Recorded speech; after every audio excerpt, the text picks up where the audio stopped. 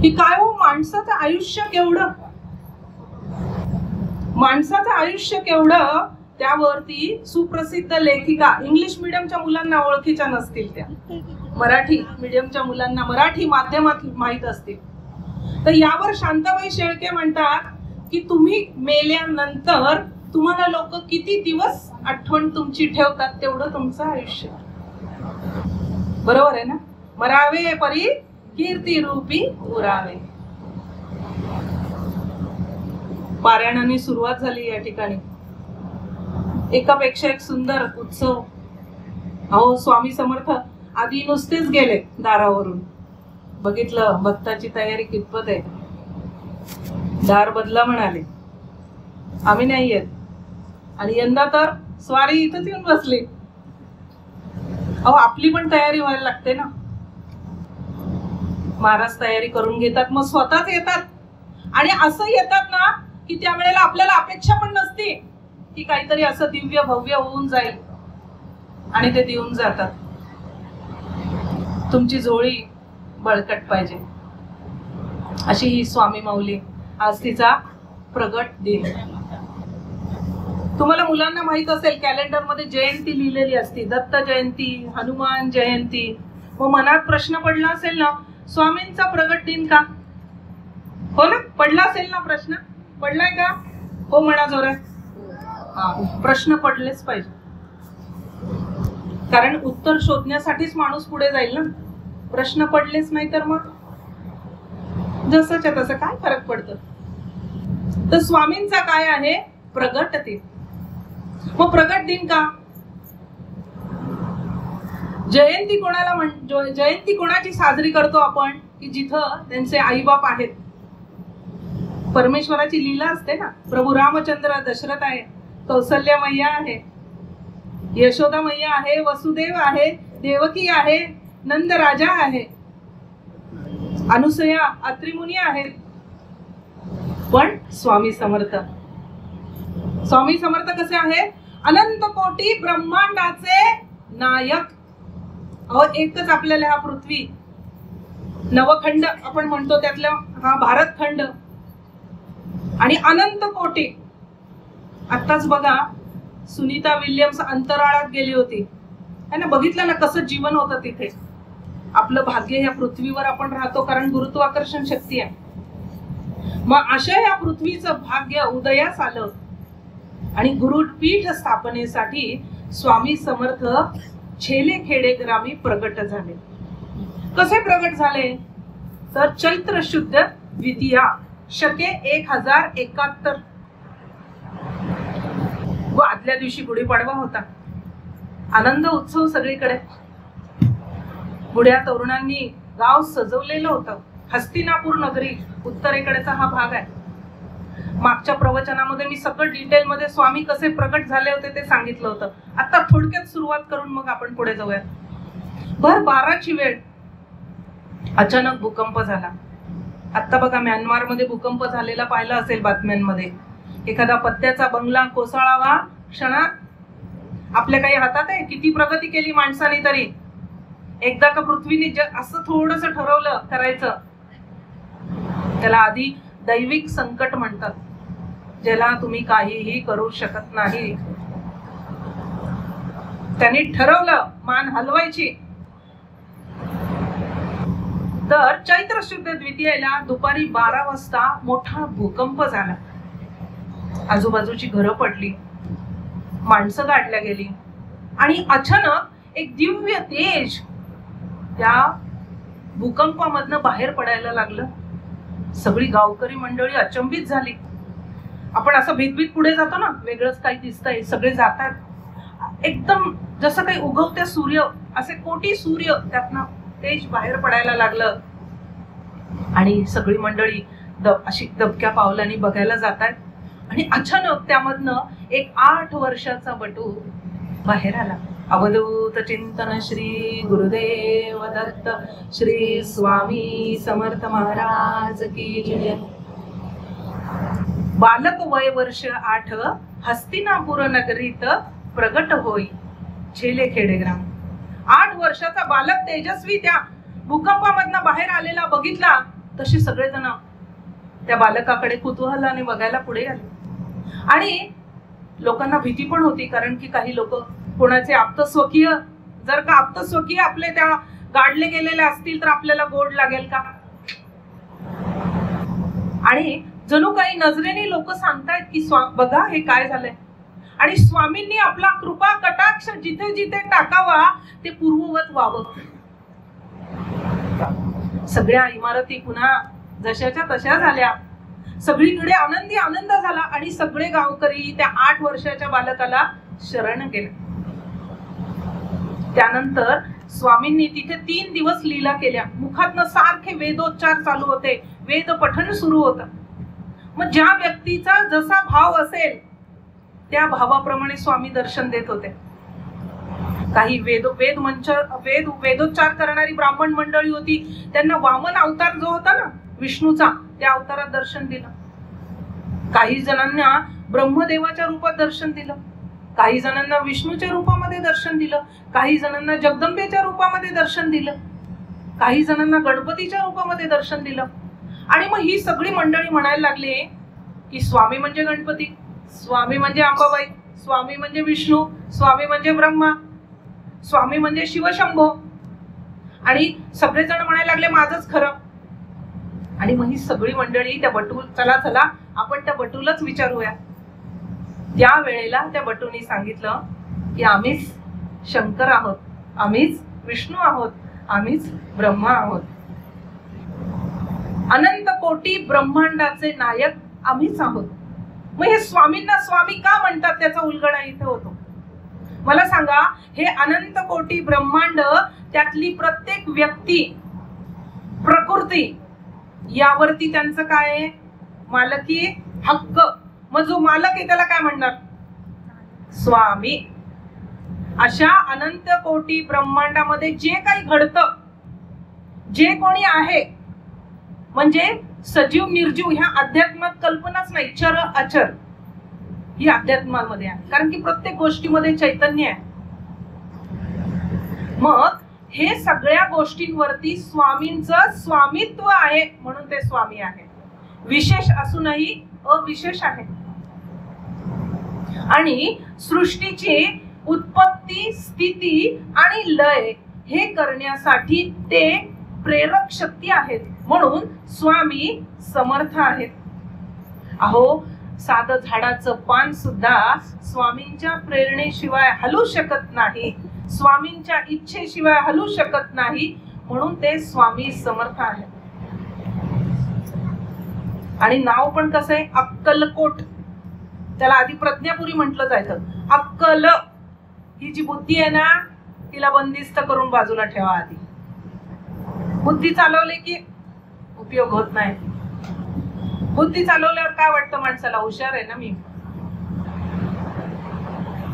मग असे स्वामी समर्थ 8 वर्षाच्या बालकाच्या रूपात छेले खेडे ग्रामी प्रगट झाले. आणि त्यानंतर स्वामींनी 171 वर्ष भ्रमण केलं. सगळे जे सप्त पाताळ, सप्तभुवन वरचे जे आहेत ना, महरलोक, स्वर्गलोक, पाताळलोक, सगळीकडे स्वामींचा मुक्त संचार होता. अशा 171 वर्ष स्वामींनी लीला केल्या. त्या कुठपर्यंत, शके 1242. त्यानंतर श्रीपाद श्रीवल्लभ रूपाने स्वामी समर्थ पिठापूरला अवतरित झाले. पिठापूरला त्यांनी नंतर 16 वर्ष राहिले. त्यानंतर पुरवपूरला आले, तिथे 30 वर्ष त्यांनी लीला केल्या. त्यानंतर कृष्णामय्येमध्ये अंतर्धान पावले. त्यानंतर कारंजा या ठिकाणी नरसिंह सरस्वती रूपाने प्रगट झाले आणि 70 वर्ष लीला केल्या. आणि ज्या वेळेला नरसिंह सरस्वती कर्दळी वनामध्ये निघाले,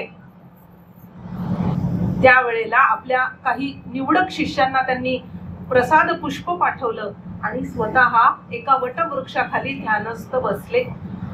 किती वर्ष? अहो, जवळपास 300 वर्ष स्वामी समर्थ ध्यानस्थ बसले. आणि तो लाकूड तोड्या आपल्या भाग्याने त्या ठिकाणी झाड तोडायला गेला. जुनं झाड दिसतंय आणि कुऱ्हाडीचा घाव घातला आणि रक्ताची चिळकांडी उडाली. घाबरला, हातातली कुऱ्हाड सोडून दिली. अपराध घडला. आणि अचानक त्या वारुळामधनं एक यती बाहेर आले. अवधूत चिंतन श्री गुरुदेव दत्त श्री स्वामी समर्थ महाराज की जय. एक मोठं हास्य स्वामींचं. अरे बाबा घाबरू नकोस, काही चूक झाली नाहीये तुझ्याकडनं. त्याच्यामुळेच तुझ्याकडनंच हे कार्य घडायचं होतं. सगळ्या स्वामी भक्तांना पुन्हा विनंती आहे की आपण आत्ताच पुढे या.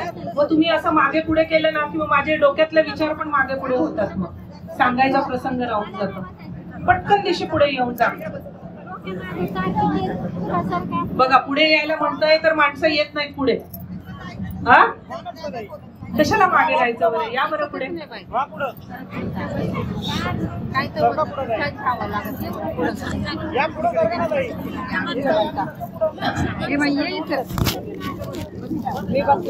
त्या लाकूड तोडायला स्वामी समर्थ म्हणताय. पुढे सरकत असताना आपल्याला तोंडाने बोलायचंच नाही अजिबात. जितकी शांतता ठेवाल तेवढी एकाग्रता होईल. तुम्हाला सांगते, नवविधा भक्ती मधली ही श्रवण भक्ती आहे. ही श्रवण भक्ती आहे आणि ही श्रवण भक्ती इतकी मोठी आहे की त्यातनच मनुष्याचा उद्धार होतो. राजा परीक्षिताचे शेवटच्या आयुष्यातले 7 दिवस राहिलेले होते आणि शुक मुनींकडनं भागवत ऐकलं आणि जीवाचं पोट कल्याण करून घेतलं, मुक्त झाला. त्यावेळेला शुक मुनींना राजा परीक्षित म्हणतोय की अरे देवा, मला 2च कान का दिलेस तू, मला 1000 कान दे. तुझे हे सुंदर लीला मला ऐकू दे. अहो जितकं चांगलं ऐकू, जितकं चांगलं श्रवण करू तेवढं मुरेल ना अंगामध्ये. अहो मला सांगा, आपली सारखी धाव बाहेर, डोळ्यांनी सारखं बघतोय आपण, नुसतं कानांनी ऐकतोय, नाकांनी वास घेतोय. वास आला, जेवण तयार आहे वाटतं प्रसादाचं. कधी बाई उठतात आणि 4 दिवस काही जणांना तर मेजवानीच वाटते, नकोच संध्याकाळचं काही आहे तिथे प्रसाद. मंडळी, आपली प्रत्येक कृती बघा कशी बाहेर बाहेर बाहेर. छोटा छोटा आनंद आपण, सुख, आनंद नाही, सुख शोधत असतो. ज्या वेळेला आपण एखाद्या सत्संगामध्ये बसतो आणि श्रवण करतो, बैठक चांगले मांडी घालून बसा ज्यांना बसता येत आहे तेव्हा. एक आपले 7 चक्र असतात ज्या वेळेला ऍक्च्युली मी सुद्धा मांडी घालून बसायला पाहिजे, पण जरा परवा झाले पडले खाली, त्यामुळे बसता येत नाहीये. ज्या वेळेला आपण मांडी घालून बसतो आपली 7 चक्र एका लाईन मध्ये येतात, सत्य आहे. आणि ज्या वेळेला तुम्ही चांगलं ऐकता एक एक चक्र वरवर सरकायला लागतं. माणसाचं ऊर्ध्वगामी व्हायला पाहिजे प्रगती. तुका केवढा, तो का आकाश आहे एवढा. तुकोबा राय शेवटी कुठे गेले, वैकुंठामध्ये गेले, गरुडावर बसून वरती गेले आकाशामध्ये. आपण कुठे जातो, खाली 4 माणसाच्या खांद्यावरती, है ना. वर जायचंय आपल्याला, आकाशामध्ये बसलेले आहेत आपले स्वामी, आपल्याला बोलवतायत. मग म्हणून जितकी शक्य आहे ना मांडी घालून बसा, ज्यांना शक्य आहे. किती भाग्यवान आहे त्या इथल्या काही काही आजीबाई. अरे तुम्हाला मांडी घालून बसता येते. आताची पिढी बघा, डॉक्टरचे बिल भरून भरून. मुलांनो, या आजींना नमस्कार करायचा झाल्यानंतर छान व्यायाम करायचा, चांगलं ऐकायचं, चांगला अभ्यास करायचा. शुक मुनींना राजा परीक्षित म्हणतोय मला 1000 कान दे देवा, म्हणजे मी चांगलं ऐकेल. ज्या वेळेला तुम्ही सत्संगामध्ये बसता, अहो 1-2 तास कान फक्त ऐकत असतात छान, नाहीतर भास सुनबाई काय म्हणताय, सासूबाई काय म्हणताय. हा मी बाहेर गेले ना, आता झालं निवांत. कट्ट्यावर बसायचं एखाद्या पेपर घेऊन, मग बसली मंडळी इकडचं तिकडचं. म्हणजे आपल्या इंद्रियांची धाव सारखी बाहेर बाहेर. हे सत्संग कशासाठी, अहो 2 तास का होईना आपल्याला शांतता मिळते, या इंद्रियांना चांगलं ऐकायला मिळतं. बहिर्मुख झालेले कान अंतर्मुख होतात, हृदयस्थ स्वामी दिसायला लागतात. अहो स्वामी समर्थ म्हणतात, माझं एकदा तरी तू नाव घे बाबा. एक जरी नाव घेतलंस ना, एक नावाचं बीज पेरलंस ना, तुला मोठं कणीस मी देईलच. इतकी जादू आहे त्या स्वामी नामामध्ये. भिवू नकोस, मी तुझ्या पाठीशी आहे. काय बरं वाटतं. तुम्हाला स्वप्न पडलं रात्री ना की निशंक हो, निर्भय हो मनारे, तारक मंत्र म्हणायचा. नावातच काय तारक मंत्र. मी तुम्हाला सांगते, खरं तर सुरुवातीलाच हा प्रसंग सांगावासा वाटत नाहीये, पण ह्या तारक मंत्रामध्ये इतकी जादू आहे, इतकी जादू आहे. उठता बसता तारक मंत्र म्हणा, 108 आवर्तन करा. त्यात स्वामी काय म्हणतात शेवटच्या एका पदामध्ये, विभूती नमन नाम ध्यानादि तीर्थ स्वामीच या पंच प्राणामृतात आहे. बरं का, पंचामृतात नाहीये ते, पंच प्राणामृतात. काय सांगितलंय, विभूती नमन नाम ध्यानादि तीर्थ. स्वामींना काय पाहिजे बघा, इथं लिहून ठेवले स्वामींनी. नमन करा, नमस्कार करा. शरणागतासी तारी तोची एक सद्गुरु दाता, जैसे बालक वाढवी माता नाना यत्ने करून. शरणागत भाव पाहिजे स्वामींना. स्वामींनी ज्या वेळेला वद्य त्रयोदशी 25 एप्रिलला स्वामींचा हे आहे स्मृती दिन, म्हणजे स्वामींनी लीला संपवल्या तो दिवस, त्या दिवशी स्वामींनी देह ठेवला आणि पुन्हा क्षणभर आणि सगळे लोक रडायला लागले ना, पुन्हा स्वामी जागे झाले. आणि स्वामींनी भगवद्गीतेतला श्लोक म्हटला, अनन्या चिंतयन्तो मां ये जनाः पर्युपासते तेषां नित्यं वियुक्तानां योगक्षेमं वहाम्यहं. गोपाल कृष्ण भगवान की जय. जो भक्त अनन्य आहे, जो शरणागत भावाने माझ्या चरण कमलांवरती नतमस्तक झालेला आहे, त्याचा योगक्षेम मी चालवे. भिवू नकोस, मी तुझ्या पाठीशी आहे. अहो, इथं पादुका कशासाठी आल्या आहेत चिले देवांच्या, कशासाठी आल्या आहेत. चिले देव म्हणायचे दत्त म्हणजे जीवन, दत्त म्हणजे जीवन. जीवन म्हणजे काय, पाणी. चिले देव म्हणायचे. अहो, पाण्याशिवाय माणूस राहू शकेल का. अहो, आपल्या शरीरामध्ये 70% पाणी आहे. मेंदूत पाणी, डोक्यात पाणी, पोटात पाणी. जास्त झालं की है ना, डोळ्यात पाणी. 70% पाणी आहे. मग चिलेदेव काय म्हणतात, दत्त म्हणजे जीवन आहे. अहो, पादुका का आलेल्या आहेत, तर त्या पाद सेवन भक्ती आहे. नवविधा भक्तीमध्ये ती पदचिन्ह आम्हाला दाखवतात. गमू पंथ या राघवाचा. आमचे चिलेदेव या मार्गावरून गेलेले आहेत. आपण सुद्धा या मार्गावरनं पुढे जावं. हा मार्ग आहे. अहो, पूर्वीच्या कालामध्ये यवनांचं साम्राज्य होतं, मूर्तींचं भंजन होत होतं, मूर्ती तोडल्या जात होत्या. त्यावेळेला आपल्या सगळ्या संतांनी पाद सेवन भक्ती पुढे आणली. पादुका पटकन दिशी आलं, कुठे आक्रमण झालं की ठेवता पण यायच्या आणि नतमस्तक पण होता यायचं. आणि ती पदचिन्ह आपल्याला सांगतात या मार्गावरनं जा. अहो, घराच्या बाहेर सुद्धा बघा रांगोळी काढताना गायीची खुरं काढली जातात. कामधेनू आहे ना ती. अहो, सकाळी सकाळी गाय दिसली दारासमोर मोठं भाग्याचं लक्षण मानलं जातं. त्याची खुरं काढली जातात. तुमच्याकडे गौरी गणपतीच्या वेळेला लक्ष्मीची पावलं काढली जातात. लक्ष्मी आली घरा, सोन्याची पावलं घरा. ही पदचिन्ह यासाठी हे पादुका पूजन.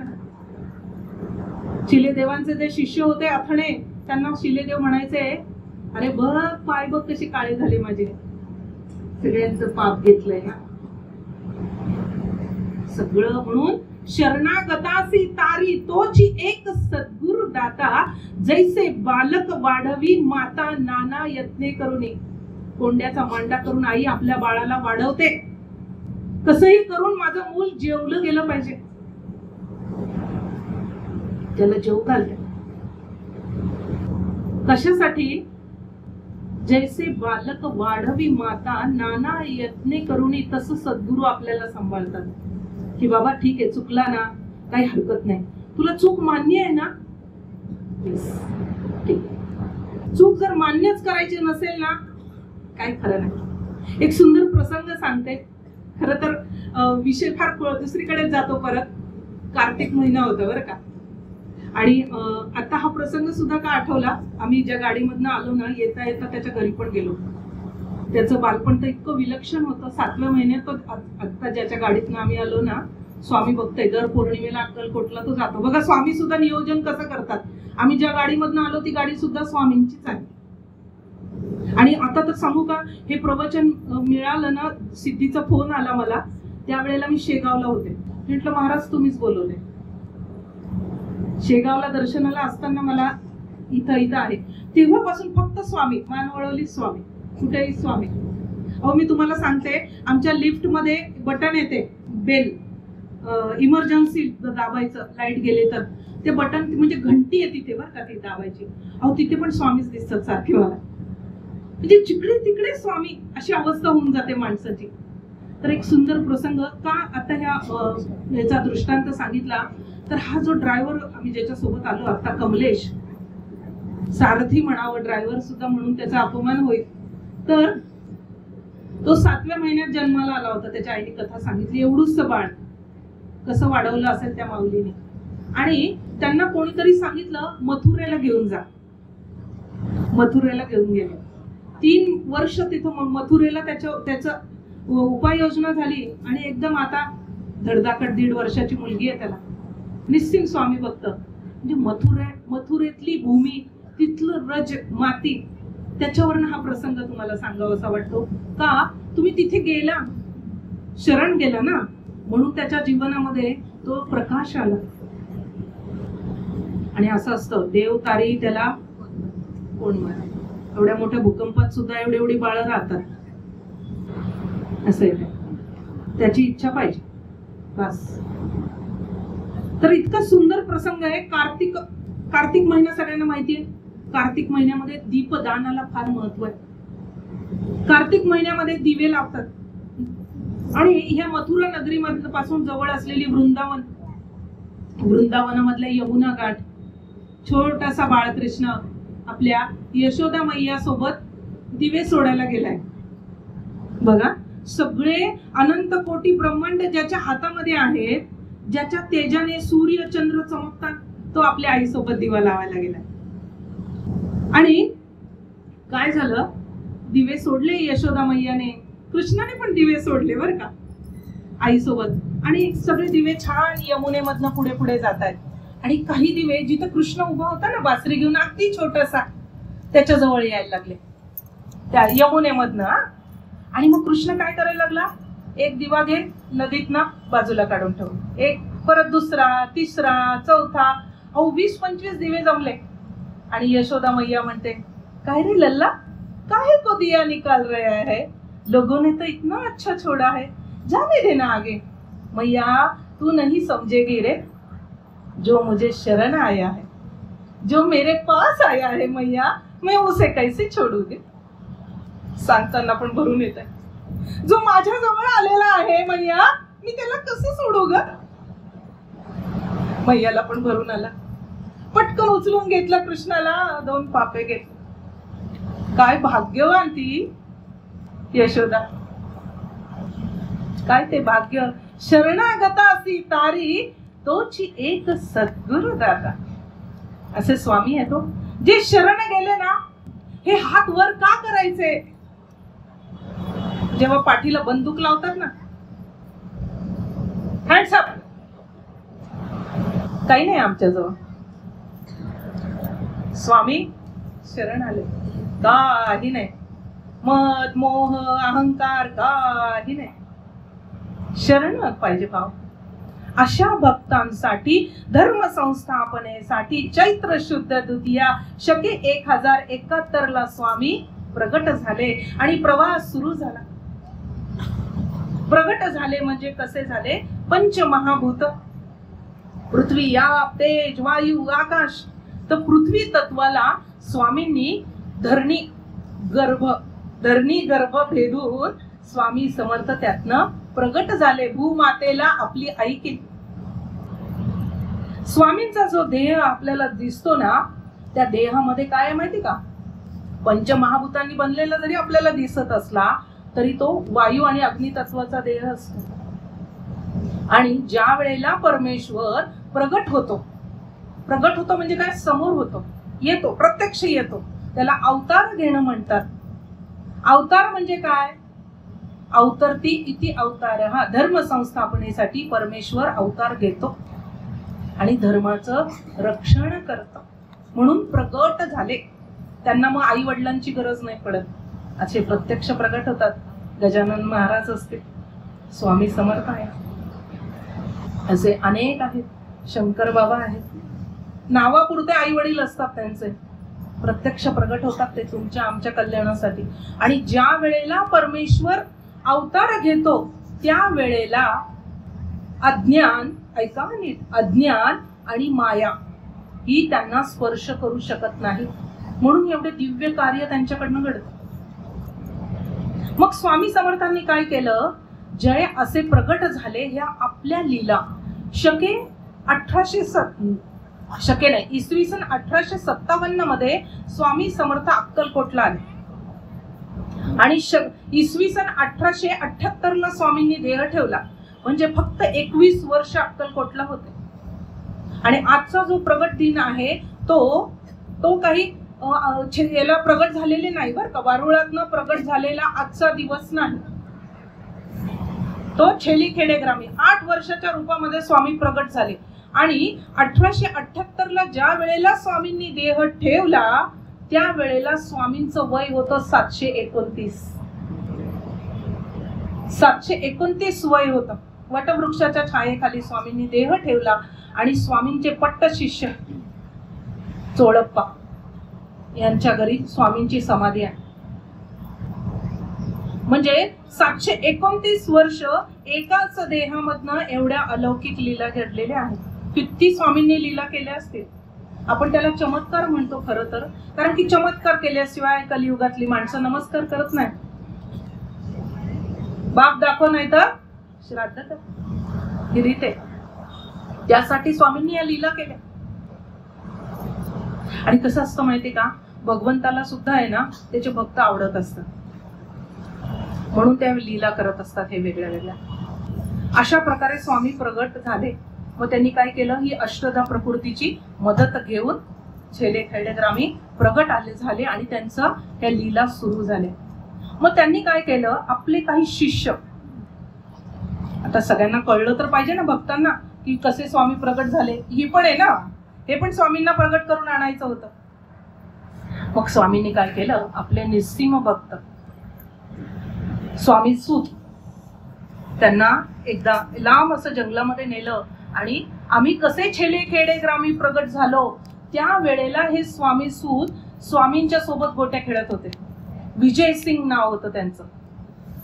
आणि ह्या स्वामी सुतांनी आरती लिहिलेली आहे बघा, छेले खेडे ग्रामी तू अवतरलासी, जगदोद्धारासाठी राया तू फिरसी. या स्वामी सुतांना स्वामी समर्थांनी कसे प्रगट झालो ही लीला दाखवली. त्यामुळे शके 1792 सालापासून स्वामी सुतांनी सगळ्यात पहिले हा उत्सव सुरुवात केली, प्रगट दिनाचा उत्सव. म्हणजे स्वामींनी देह ठेवण्यापूर्वी 8 वर्ष आधी या स्वामी सुतांनी हा प्रगट दिनाचा उत्सव सुरू केलेला आहे. नाही तर लोकांना माहितच नव्हतं. लोकांना वाटत होतं की हे अक्कलकोटला आले म्हणजे हे स्वामी प्रगट झालेले असे. कर्दळी वनातनं प्रगट झाल्यानंतर सुद्धा स्वामी समर्थ 100 वर्ष फिरलेले. नंतर मंगळवेढा असं करत करत करत स्वामी अक्कलकोटचं भाग्य की स्वामी 21 वर्ष तिथं थांबले. नाहीतर स्वामी 3 दिवसाच्या वर कुठेच थांबायचे नाही. झपाझप पावलं टाकत हिमालय, कैलास मानसरोवर, बद्रीनाथ, केदारनाथ, गिरी अरवली, गिरनार, नंतर खाली कन्याकुमारी, गोकर्ण, महाबळेश्वर, एक सुद्धा भाग असा नव्हता की स्वामी तिथे जात नव्हते. झपाझप पावलं टाकायची. वायू वेगानं स्वामी जायचं. आणि मग दुसरं सांगितलं स्वामींनी आनंदनाथ महाराज. स्वामी स्वरूप आनंदनाथ महाराजांना आम्ही कसे प्रगट झालो हे सांगितलं. त्यानंतर स्वामींचे अजून एक निस्सीम शिष्य, त्यांचं नाव आहे महारुद्रराव देशपांडे. त्यांना स्वामी समर्थांनी छेले खेडे ग्रामी आम्ही कसे प्रगट झालो ही लीला दाखवली. आणि छेले खेडे ग्रामी, मी मागे पण हा फोटो दाखवला होता बघा, अशा रूपामध्ये स्वामी समर्थ होते. तिकडनं बघा व्यवस्थित सगळ्यात. नमस्कार. अवधूत चिंतन श्री गुरुदेव दत्त. श्री स्वामी समर्थ महाराज की जय. 8 वर्षाच्या बालकाचं रूप स्वामींचं असं होतं. आणि ही मूर्ती स्वामी समर्थांनी महारुद्रराव देशपांडेंना दिली. आणि ही मूर्ती आजही बीड जवळ केज म्हणून गाव आहे, तिथं ही मूर्ती स्थापन केलेली आहे, तिथे मंदिर आहे. अशा रूपामध्ये स्वामी प्रगट झाले होते. नंतर स्वामी समर्थांनी नाना रेखी नगरचे, अहिल्यानगरचे नाना रेखी, पिंगळा पक्षी असतो त्याला घुबड सुद्धा म्हणतात. या पिंगळ्या पक्षी आपापसामध्ये संवाद करतात, बोलतात. तर ती भाषा काही लोकांना कळते, पक्ष्यांची भाषा. तर हे जे नाना रेखी होते नगरचे, ते ज्योतिष तज्ञ होते. आणि स्वामींनी अशी अद्भुत लीला केली की स्वामी कसे प्रगट झाले ते पक्षी आपापसात बोलायला लागले. आणि नाना रेखी अवाक झाले. अरे बापरे, इकडं तर मंचकावर एवढी ही अजानुबाहू स्वामींची मूर्ती बसलेली आहे आणि हे पक्षी काय बोलतायत, काय अक्कलकोटला नाही प्रगट झालेले, हे तर 729 वर्ष झाले यांना प्रगट होऊन. आणि मग त्या वेळेला नाना रेखींनी श्री स्वामी समर्थांची एक पत्रिका तयार केली. त्याच्यामध्ये चैत्र शुद्ध द्वितीया, शके 1071, नंतर हे सगळं पुढचं काय काय आहे त्या सगळे डिटेल्स बारकावे पत्रिकेतले ते सगळे आले. आणि मग स्वामींनी त्याला अनुमोदन दिलं आणि त्यांना असं प्रगाढ आलिंगन दिलं नाना रेखींना. आणि त्यांच्या हातावरती आपला हात ठेवला आणि आपलं आत्मलिंग उमटवलं. शेवटपर्यंत नाना रेखींच्या हातावरती आत्मलिंग होतं स्वामींचं उमटवलेलं. काय ते भाग्य, असे भक्त होते स्वामींचे. अशा प्रकारे आम्ही कसे प्रगट झालो हे स्वामी समर्थांनी आपल्या 4 भक्तांना सांगितलं. आणि मग यांनी हे पुढे सांगायला सुरुवात केली की स्वामी कसे प्रगट झाले. स्वामी अजन्मा अमर अविनाशी असं गुरुतत्व आहे. तुम्हा आम्हाला या नरदेहामधनं सोडवण्यासाठी स्वामींनी केलेली लीला. गुरु काय करतात हो आपल्याला, हा जो जन्म मरणाचा फेरा आहे त्यातनं सोडवण्यासाठी गुरूंना शरण जायचंय. आपले आई वडील आपले पहिले गुरु, पण मोक्षदाते गुरु. शाळेमध्ये जे शिक्षक शिकवतात ते पण गुरु, पण ते कशाचे गुरु, पोटा पाण्याचे. पोटा पाण्याची व्यवस्था करतात ना शाळेमध्ये. तुम्ही जाता, शिकता, नोकरी करता, हो ना, मग चांगली नोकरी मिळते. मग ही जी सगळं झालं, 14 विद्या 64 कला शिकवणारे गुरु, पण मोक्ष देणारा, सायुज्य मुक्ती देणारे ते एकटे स्वामी. स्वामी समर्थ आहेत म्हणून त्यांना शरण जायचंय आपल्याला. आपल्याला भाग्य आपले चांगले आई वडील लावले, आपलं भाग्य आपल्याला सत्संग ऐकायला मिळतोय, आपलं भाग्य आपले कान चांगले, आपल्याला मांडी घालून बसता येतंय. भाग्य आहे ना आपलं, भाग्याच्या गोष्टी आहेत. आपल्याला डोळे. समर्थ रामदास स्वामी म्हणतात, एखादा बहिरा मुका असेल काय उपयोग आहे परमार्थामध्ये. लोक म्हणतात परमार्थ करायचा म्हातारपणी. अहो म्हातारपण म्हणजे सुकलेलं फुल हो, खरंय की नाही. कधी बोलवेल सांगता नाही येत, तसा तो कणाला कधी बोलवू शकतो, त्याची मर्जी आहे. मग अशी छोटी छोटी सुगंधित फुलं, मुलं देवाघरची फुलं, ती देवाला आवडतात हो. आणि मला एक सांगा, लहानपणापासून जर समजा देवाचे नाव घ्यायचे संस्कार असतील तर म्हातारपणी नाव येईल ना. या 32 भावांची लाडकी बहीण कोण कोण, हा वैखरी. काय नाव तिचं, वैखरी. खरी आहे बरं, काही खरं नाही. काय बोलली ना मग तलवारीपेक्षा भयानक. 32 भावांची लाडकी बहीण, तिला स्वामी नामाची गोडी. अहो स्वामी नाम बोला, स्वामी नाम बोला, स्वामी साखरेचा खडा. स्वामींचे नाम घेता गोड झाल्या दात दाडा, गोड झाल्या दात दाडा. स्वामींचं नाम गोड आहे, घेऊन तर बघा. असे हे स्वामी समर्थ प्रगट झाले आणि त्यांनी आपल्या प्रगटाच्या ह्या लीला आपल्या भक्तांना सांगितल्या. मग कसं असतं, भक्तांना सांगितल्या, मग भक्त कसा असावा. आजच्या माझ्या या प्रवचनामध्ये मुख्य गोष्टी मला ज्या सांगायच्या आहेत त्याच्यावर मी आता येते. स्वामी कसे प्रगट झाले आपल्याला लक्षात आलं. प्रगट होण्यासाठी कसं असतं, ज्या वेळेला अधर्माचं राज्य वाढतं, धर्मसंस्थापनेचे नर ते ईश्वराचे अवतार झाले आहे, तर पुढे होणार हे देणे ईश्वराचे. ईश्वर घेतो अवतार, पुन्हा पुन्हा अवतार घेतो. चिलेदेव काय, शंकर महाराज काय. अहो, चिलेदेवांचा एक प्रसंग सांगते. आता फार सध्याला वादळ उठलेलं आहे की धनकवडीच्या मठाच्या खालनं मेट्रो जाणार वगैरे, काय काय बरंच सुरू आहे. अहो, ती जागा त्या अनंत कोटी ब्रह्मांडाच्या नायकांनीच निवडलेली आहे. त्यांनी सांगितलं होतं मालपाणीला आम्ही इथे येणार आहे म्हणून. नंतर काही वर्षांनी एक पानसरे नावाचे, शंकर गीता कोण कोण वाचतं इथं? शंकर गीता, वा वा, चला बरं वाटलं, एक दोन भक्त तरी आहेत शंकर गीता वाचणारे. जय शंकर. तर ह्या शंकर गीतेमध्ये उल्लेख आहे, जसं अजान वृक्षाची मुळी लागत होती माऊलीला म्हणून एकनाथांना बोलवलं ना, तसं ह्या पानसरेंचं भाग्य. पानसरेंना शंकर महाराजांनी प्रेरणा दिली. अरे ये रे, एक वीट टोचतीये रे. मी कुठून येऊ? विवर दाखवलं एक छोटस. स्वामी मी कसं येऊ? अरे ये रे. आणि पानसरे त्या विवरामधनं आत गेले, ती वीट बाजूला केली. ध्यानावस्थेमध्ये तो शंकर बाबा बसलेला होता तिथे. सुगंधित पुष्पमाळा गळ्यामध्ये, धूप दीप लावलेला, जणू काही आत्ताच बसले. समाधी. अशा हा शंकर महाराजांचा तो धनकवडीचा मठ आहे.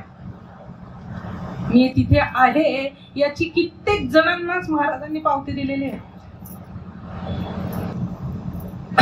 आणि यांचे जे तो जो समोर गाभारा दिसतो की नाही, आपल्या चिलेदेवांच्या पादुका आलेल्या आहेत, त्यावरून एक प्रसंग सांगते. काय झालं, शंकर महाराजांची तिथे समाधी धनकवडीला बांधलेली आहे आणि समोर मोठा मंडप बांधण्याचं काम सुरू होतं. आणि 2 वेळा मंडप कोसळला, बांधकामच पूर्ण होईना. काय करायचं? त्या वेळेला चिलेदेवांनी त्या ठिकाणी नारळ ठेवला समाधीवर आणि हात जोडून शंकर बाबांना प्रार्थना केली. तुला नकोय हा सगळा डामडोल, मला माहितीये. तुला नकोय एवढा मोठा भव्य दिव्य वाडा, बोलतो समोरचा परिसर, गाभारा नकोय तुला. पण हे तुझे जे सगळे शिष्य आहेत ना, त्यांना हवाय. त्यासाठी तू हे बांधकाम पूर्ण होऊ दे म्हणून त्यांनी नारळ ठेवला. आणि चिलेदेवांच्या शब्दा खातर शंकर महाराजांनी समोरचा तो सभा मंडप होऊ दिला.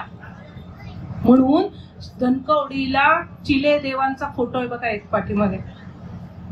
जेव्हा केव्हा धनकवडीला जाल त्यावेळेला पाठीमागे चिलेदेवांचं स्थान आहे, दर्शन घ्यायला विसरू नका. म्हणजे असं लीला घडत असतात. उगच नाही कुठले ठिकाणं घडत. एवढ्या अख्ख्या तुमच्या भांगरवाडीमध्ये हेच ठिकाण का आवडावं बरं? अहो, या जागेची पुण्य आहे. 4 दिवस कसला सत्संग सुरू आहे, अखंड नाव सुरू आहे. काय ऊर्जा जमा झाली असेल, काय शक्ती तयार झाली असेल. आज लाखो भाविकांनी प्रयागराजमध्ये तिथे स्नानाला गेले होते. तिथे काय शक्ती तयार झाली असेल विचार करा, काय सामर्थ्य आहे. आणि अजून एक गंमत बघा, एवढे लोक तिकडे गेले, कुठेतरी प्रत्येकाच्या मनात होतं की नाही मी पापी आहे. होतं की नाही? कशाला प्रयागराजला जायचं होतं? कशासाठी होतं ते स्नान? मान्य करत होते ना ते लोक. आता आपलं दुर्दैव, आपण मान्य करून पण आपल्याला जाता नाही आलं. कुठं पण जाण्यासाठी पुण्य लागतं, पुण्य पदरी लागतं. आज तुम्ही हा सत्संग अटेंड केला, सत्संगाला आला, 4 दिवस भजन पूजन केलं, स्वामींचं नाव घेतलं आणि वर्षभर तुम्ही चांगले वागला, तुमच्या पुण्यामध्ये प्रचंड वाढ होणार. मी लिहून देते. सत्कर्म योगे वय घालवावे, सर्वामुखी मंगल बोलवा. हे शिकवतं आपल्याला. यासाठी हे उत्सव आहे. तर भगवद्गीतेच्या 12व्या अध्यायामध्ये परमेश्वर गोपाळ कृष्ण काय सांगतायत, भक्ताची लक्षणं सांगतायत. आता मूळ विषयाकडे आपण येऊ. भक्त कोणाला म्हणायचं? जो भक्ती करतो. देवर्षी नारदांनी नारद भक्ती सूत्र लिहिलेली आहेत. त्यामध्ये देवर्षी नारद काय सांगतात? भक्ती म्हणजे काय? अथ परम प्रेम स्वरूपा. प्रेम, शुद्ध प्रेम म्हणजे भक्ती. मग त्या प्रेमामध्ये देणं घेणं नाही. भाई मी किती तिला दिलं, चांगली साडी दिली होती, किती जीव लावते मी तिला, बघा मला कसं दिलंय, मासे सुद्धा पकडता यायचे नाही. त्या प्रेम आहे का? आहे प्रेम आहे. आम्ही गेल्या ना त्यांच्याकडे, आम्हाला बघितलं पण नाही, बसायला पण दिलं नाही, चहा पाणी तर बाजूलाच. मी किती जीव लावते तिला, जेवल्याशिवाय पाठवत नाही. प्रेम आहे? अजिबात नाही. प्रेम ती माऊली करते. काय पाहिजे हो शंकर महाराजांना आपल्याकडनं? काय पाहिजे? अहो अनंत कोटी ब्रह्मांडाचे नायक आहे, साक्षात अन्नपूर्णा त्यांच्या हाती, अन्नपूर्णा अन्न शिजवून देतीये. त्यांना काय हवंय आपल्याकडनं? अहो त्यांनी सगळं निर्माण केलेले, त्यातलंच त्यांना देताना आपण 100 वेळा विचार करतो. पाकिट उघडलं, 100ची नोट आली का बाजूला टाकतो. 10 रुपयाचा ठोकळा कुठे दिसतोय, आणि 10 रुपये सुद्धा नको असेल बाजूला तिकडे बघून त्यातनं 5, 2, 1, 4 आणि 5 पैसे आता बाद झालेत. नाही तर ते अहो त्यांनीच दिलेलं द्यायला आपल्याला कंटाळा येतो. सगळं त्यांनी निर्माण केलेलं आहे आणि शेवटी सगळं इथंच सोडून जायचंय. मग ते प्रेम आहे का? आसक्ती आहे, माया आहे, अज्ञान आहे. आणि तेच त्यांच्याकडे नसतं. ते काय असतात? ज्ञान सूर्य आणि माया त्यांना शिवूच शकत नाही, स्पर्श करू शकत नाही. म्हणून आपल्यासारखा जरी देह घेतलेला असला तरी अगम्य अशा लीला स्वामी करत असतात. मग ही भक्ताची लक्षणं भगवद्गीतेच्या 12व्या अध्यायात परमेश्वर काय सांगतोय बघा. मग ही जी भक्ती आहे ना, त्याच्यामध्ये काय सांगितलंय? अथ परम प्रेम स्वरूपा. मग ते प्रेम जे आहे ना, त्याच्यामध्ये काय आलं माहिती का? ओलावा आला, आर्तता आली. काय कोरडच आहे आपण म्हणतो ना, काय फरक पडत नाही. कोरडी माया, माया कोरडीच आहे.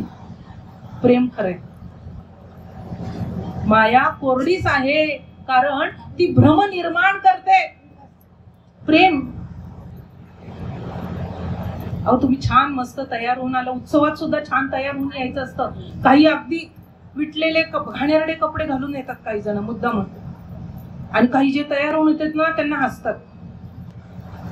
अरे तो साक्षात अनंत कोटी ब्रह्मांडाचा नायक आहे, तो दिगंबर आहे. दिगंबर आहे तो. पण आपण नटून तटून का जायचं माहितीये? त्याच्यासाठी जायचं, कारण की तो आपला कृष्ण आहे. गोपी म्हणून आपण जायचं असतं त्याच्यासाठी. त्यांनी बघावं आपल्याकडे, त्यांनी बघावं म्हणून तयार व्हायचं असतं, शेजारणींनी बघावं म्हणून नाही.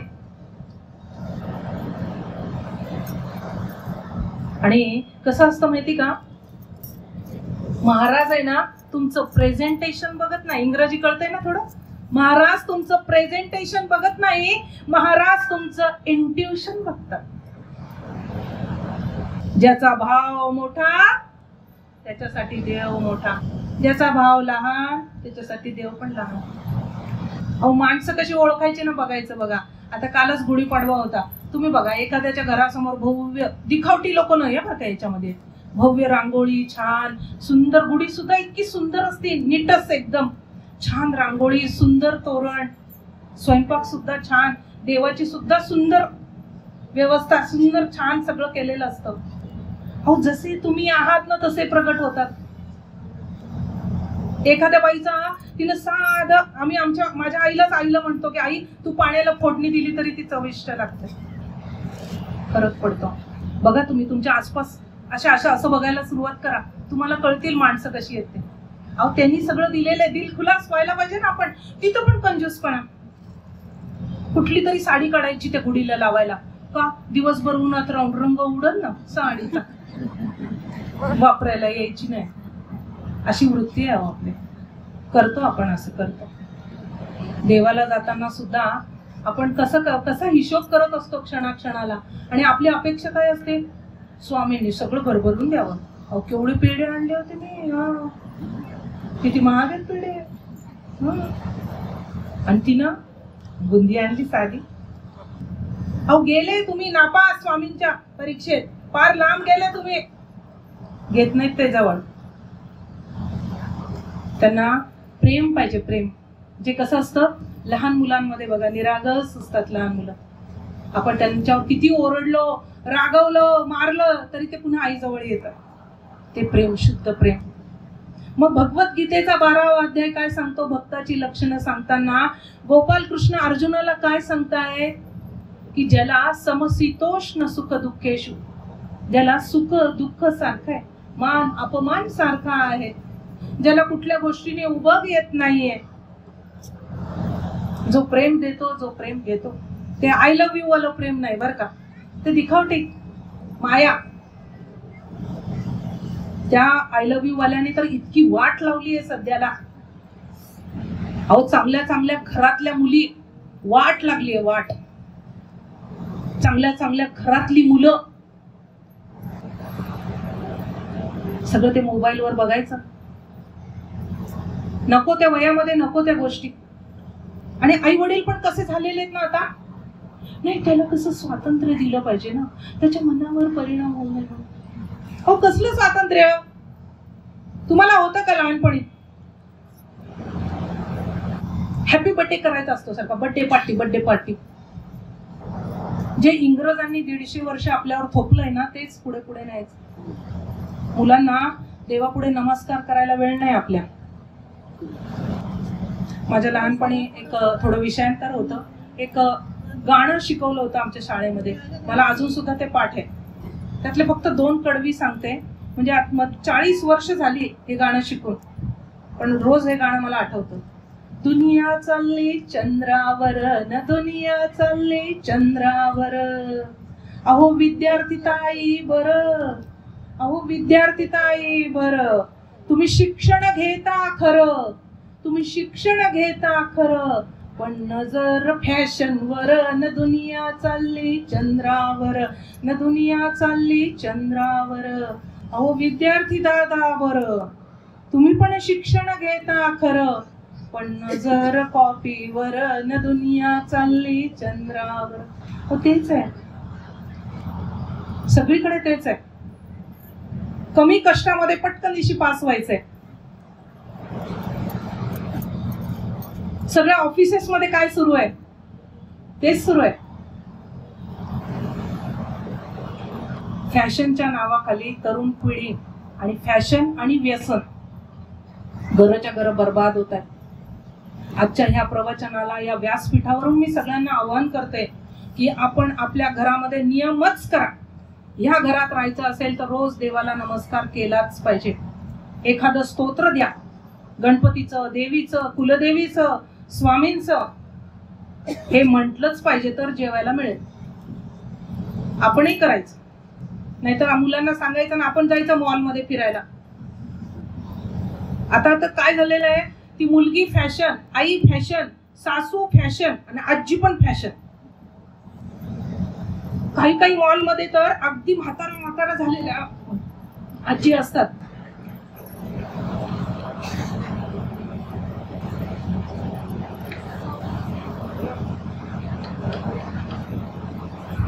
त्यांना व्हीलचेअरवर घेऊन येतात.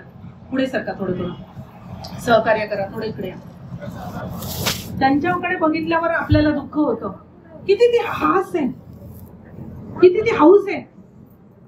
तो जर वेळ तू स्वामी नामामध्ये घालवलास तर तुझं जीवाचं कल्याण होणार.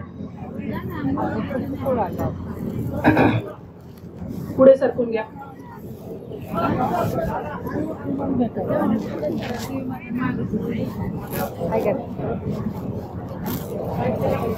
एवढं एक घेते, मग स्टॉप करते, नंतर एक घेते. हे भाग प्रवचनामध्ये व्यत्यय होतोय, त्यामुळे प्लीज सहकार्य करा आणि पुढे सरका. पुढेपर्यंत येऊन तुम्हाला पुढे सरकवणं शक्य नाहीये, स्वतःहून पुढे सरका. पुढे सरका.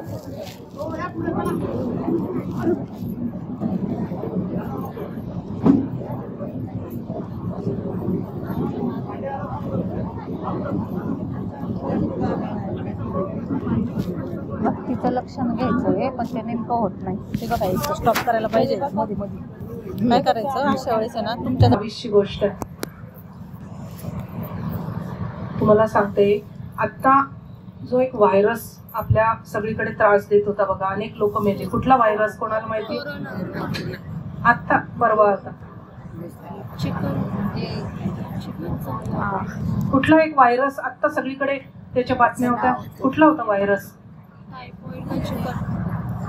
GBS, गुलियन बार सिंड्रोम. 2022 ला माझ्या मिस्टरांना GBS झाला होता. तुम्हाला सांगते, 6 फूट माणूस. आता मीच एवढी मोठी म्हणजे माझा नवरा मोठाच असेल ना. अभिमान वाटत. आणि ऑफिसमध्ये टाटा मोटर्स मध्ये सर्व्हिसला आहे, मीटिंग घेतली लोकांची. तसं 2 दिवसापासून ते आम्हाला सांगत होते की माझा हात थरथर कापतोय. आम्ही आपलं म्हटलं शुगर BP काहीतरी असेल, आपण कुठे एवढा विचार करत नाही. आणि गेले कार सुद्धा चालवता येत नव्हती, थरथर वाढली होती. पुन्हा थोडंसं बरं वाटलं, मीटिंग घेतली, पुन्हा हात जास्तच थरथर, पाय थरथर, मुंग्या आल्या सगळ्या अंगाला. ECG काढला, हॉस्पिटलमध्ये सगळं झालं, ऍडमिट केलं. डॉक्टर ठाम होते की तो GBSच आहे म्हणून, पण आम्हाला वाटलं काही नाही. आणि माझ्या मिस्टरांनी काय केलं, थोडी ट्रीटमेंट झाली, घरी सोडा, घरी आले. आणि हा GBS पहिले अटॅक काय करतो माहिती का, तुमच्या जी हे आहे मूत्रपिंडांवरती अटॅक करतो. युरिन सिस्टीम बिघडून टाकतो तो सगळी तुमची. ॲटोइम्युन डिसीज आहे, म्हणजे तुमची नर्वस सिस्टीम सगळी खराब होऊन जाते पूर्णपणे. एक अवयव तुमचे निकामी व्हायला लागतात, दगडासारखं शरीर व्हायला लागतं. हा हात उचलता येत नाही, पाय उचलता येत नाही, वर वर वर वर सरकायला लागतो तो पहिले तो अटॅक करतो. आणि माझ्या मिस्टरांनी काय केलं, मला हे लावून द्या, युरिन बॅग लावून द्या, मी घरी जातो, मला नाही राहायचं इथे. घरी आलो आम्ही, पुन्हा त्रास व्हायला लागला. आणि तेव्हा कसं होतं, हॉस्पिटलमध्ये कोरोना टेस्ट घेतल्याशिवाय ऍडमिट करून घ्यायचे नाही. मी यांना म्हटलं पुन्हा त्रास होईल, आपण जिथं होतो तिथंच जाऊ. आम्ही तिथेच गेलो. स्वामींनी चांगली बुद्धी घातली, आहे तिथेच परत जा, लगेच जा. डॉक्टर पुन्हा ओरडले, मी तुम्हाला सांगितलं होतं की मला जी शक्यता वाटते. आणि तुम्हाला सांगते, माझी मोठी मुलगी डॉक्टर आहे, तिला पण कळलं होतं की बाबांना हेच असणार आहे. आणि ती टेस्ट केली. इथं आपलं मणक्यात ना, पाठीमधनं इथनं इंजेक्शन मध्ये पाणी काढतात, ते मुंबईला पाठवलं. GBS डिटेक्ट झाला. तुम्हाला सांगते, हादरून गेलो होतो. 6 फूट माणूस पाहता पाहता मान सुद्धा यांना उचलता येत नव्हतं. क्षणात घडलं, इतकं फास्ट होतं ते. आमचं भाग्य इतकं चांगलं, डॉक्टरांना कळलं होतं. आणि त्याच्यावरती औषध काय आहे, इम्युनोग्लोबिन, जे आपल्या रक्तापासून मिळतं. आपण म्हणतो ना पांढरं रक्त, काय याचं पांढरं रक्त आहे म्हणतो की नाही आपण, तर रक्त फिरवलं जातं आणि मग ते पांढरं होतं, खरं आहे. आणि त्याच्यापासून औषध तयार होतं, इम्युनोग्लोबिन. आणि तुमचं जे वजन आहे ना, त्या वजना इतके तुम्हाला इंजेक्शन त्याचे द्यावे लागतात. तर तुम्हाला सांगते, 31 इंजेक्शन त्यांना द्यावे लागले. एक इंजेक्शन 17,000 गुणिले हॉस्पिटलचं हे. आणि परत त्याची अट कशी असते, ICU मध्ये ते आधी बघणार तुम्हाला सूट होतंय नाही होत. आणि यांचं B12 पण माझ्या मिस्टरांचं कमी झालं होतं तेव्हा. असं सगळं एकत्र आलं, पण ती ट्रीटमेंट मिळाली, औषध मिळाले. नशीब एवढं चांगलं होतं की माझ्या मिस्टरांनी त्यांचे पॉलिसी सुद्धा टॉपअप करून ठेवली होती. मला कुठं पसरायला जायला लागलं नाही, कुठं जावं लागलं नाही. माझी मुलगी डॉक्टर असल्यामुळे पटापट तिला कळायचं काय सांगितलंय. आणि माझ्या धावा फक्त निशंक हो, निर्भय हो मनारे, प्रचंड स्वामी बळ पाठीशी. इतकं तारक मंत्र म्हटलं आम्ही त्यावेळेला, इतकं तारक मंत्र. असं ते थेंब थेंब इम्युनोग्लोबिन पडायचं. ते देणारे पण काळजी घेत होते, कारण की 17,000ची बाटली होती ती, पुन्हा मिळाली पण पाहिजे. सोपं नव्हतं मिळवणं. ते एक एक थेंब पडायचं. मी माझ्या नवऱ्याला पण सांगितलं होतं की तुम्ही फक्त त्या थेंबाकडे बघा, स्वामींचं नाव घ्या, काही होऊ देणार नाही. आणि तुम्हाला सांगते, जशी जशी एक एक बाटली शरीरात जात होती ना, हळूहळू बोटं हलायला लागली, पाय हलायला लागला. इतका तारक मंत्र म्हटला. प्रत्येक श्वास माझा तारक मंत्र होता. अहो, मी बाथरूमला गेले, टॉयलेटला गेले, तारक मंत्र. निशंक हो, निर्भय हो मनवारे, प्रचंड स्वामी बळ पाठीशी रे. अहो, कधी ऍम्ब्युलन्स मध्ये बसले नव्हते. ऍम्ब्युलन्स मध्ये बसल्यावर काय वाटतं अनुभवलं. आपण नवऱ्याला डबा घेऊन चाललोय आणि त्या लिफ्ट मधनं डेड बॉडी बाहेर येते, पाहतोय आपण, दुःख वाटतं. पहिलं इंजेक्शन ज्या वेळेला दिल्या गेलं, आयसीयू मधले बाकीचे पेशंट पाहिले. लग्नामध्ये घास भरवला होता, त्यानंतर आयसीयू मध्ये डबा भरवायची वेळ आली. मला स्वतःला तो स्पिरिटच्या वासाने मला चक्कर येऊन खाली पडते मी. पण निशंक हो, निर्भय हो म्हणारे, मला चक्कर आली नाही. स्वामींनी सांभाळलं. रात्री 10 साडेदहा व्हायचे, गाडीवर मी घरी जायचंय. निशंक हो, निर्भय हो म्हणारे. कोरोना असल्यामुळे नातेवाईक सुद्धा फारसे कोणी फिरकत नव्हते आणि लोकांना थोडी भीती पण असते, एवढं मोठं दुखणं आहे, पैसे मागितले तर. इतका तारक मंत्र म्हटला आणि अवघ्या 22 दिवसामध्ये माझे मिस्टर जीबीएस मधनं बाहेर आले. केवळ आणि केवळ स्वामींच्या कृपेमुळे. आणि ह्या तारक मंत्राची जी शक्ती आहे ती आम्ही त्यावेळेला अनुभवतो. इतका तारक मंत्र म्हटला म्हणजे मला कधी कधी असं वाटायचं, मी गाडी चालवते आणि माझा मंत्र सुरू झालेला असायचा, निशंक हो, निर्भय हो म्हणारे. ती शक्ती तुमच्या पाठीशी उभी राहते. पण तुम्ही काहीतरी करावं लागेल ना. तुम्ही काहीतरी करावं लागेल. परीक्षेत पास होण्यासाठी अभ्यास करावा लागेल, स्वयंपाक करण्यासाठी शिजवावं लागेल, रांधावं लागेल, स्वामींचं नाव घ्यावं लागेल, तारक मंत्र म्हणावं लागेल, उपासना करावं लागेल. उपासनेला दृढ चालवावे, भूदेव संतासी सदा नमावे. अहो, तुम्ही काय केलंय का हे? अहो, अनेक जन्माची जेव्हा पाप पुण्य समान होतं, त्यावेळेला हा नरदेह मिळतो. अहो, मागे कोण होतं माहित नाही, पुढे काय माहित नाही. मग आलेली संधी, अवसर बार बार नाही आवे, अवसर बार बार नाही आवे, जाना तो कछु कर ले भलाई, ये संसार ओस का पानी पलखन में उड़ जाए, अवसर बार बार नहीं आवे. सूरदास कहे, अरे सूरदास कहे, हरि हरि मिलन को तू हरि के गुण गावे. अहो, हरिपाठ काय सांगतो आपल्याला? हरिमुखे म्हणा, हरिमुखे म्हणा, पुण्याची गणना कोण करी. माऊली ठणकावून सांगतात. बस झालं, तुम्हाला ज्ञानेश्वरी नको ना, अमृतानुभव नको ना, हरिपाठ घे. प्रत्येक वारकरी गळ्यात तुळशीची माळ, हरिपाठ, पाठ. आणि पाठ फिरली की मग सुरू. व्यथा आहे आजची. गाराणी सुरू होतात लगेचच मंडळांची. तसं करू नका. जर का त्या शक्तीने आपल्याकडे पाठ फिरवली तर काय होईल? काय होईल हे तुम्हाला सांगते मी. अक्षरशः आमच्या अख्ख्या कुटुंबाने अनुभवलं तारक मंत्राची शक्ती. 365 पुढच्या वेळेला माहित नाही मला, पण सगळ्यांनी 365 वेळा लिहून ठेवा आजच्या तारखेपासून घरी गेल्यावर. जो तारतो तो तारक मंत्र. मग आपण जर स्वामींचे भक्त असू, नित्य नेम तुमच्या जवळ पाहिजे, रोज केलं पाहिजे ना. मला सांगा, हे करायला कंटाळा येतो का? रांधायचा कंटाळा येतो, शिजवायचा कंटाळा येतो. एकदा का सून आली, मुलगा कमवायला लागला की झालं, हातपाय जड होऊन जातात. होत नाही मला आता. खूप केलं, इतकं केलं, खूप केलं. आणि जे हातपाय हलत असतात ना, आपोआप ते हलणं पण बंद करतात. तुम्हीच म्हणता ना खूप केलं. तुम्हालाच बसायचे हौस आहे ना. अरे बसा, पण स्वामी नाम घेत बसा, हरिपाठ करा, स्वामी पाठ करा, स्वामी स्तोत्र म्हणा. आज मी ते स्वामी स्तोत्र, नंतर स्वामींचा पाठ, नंतर शंकर बाबांची एक पत्रक दिली आहे तिथे.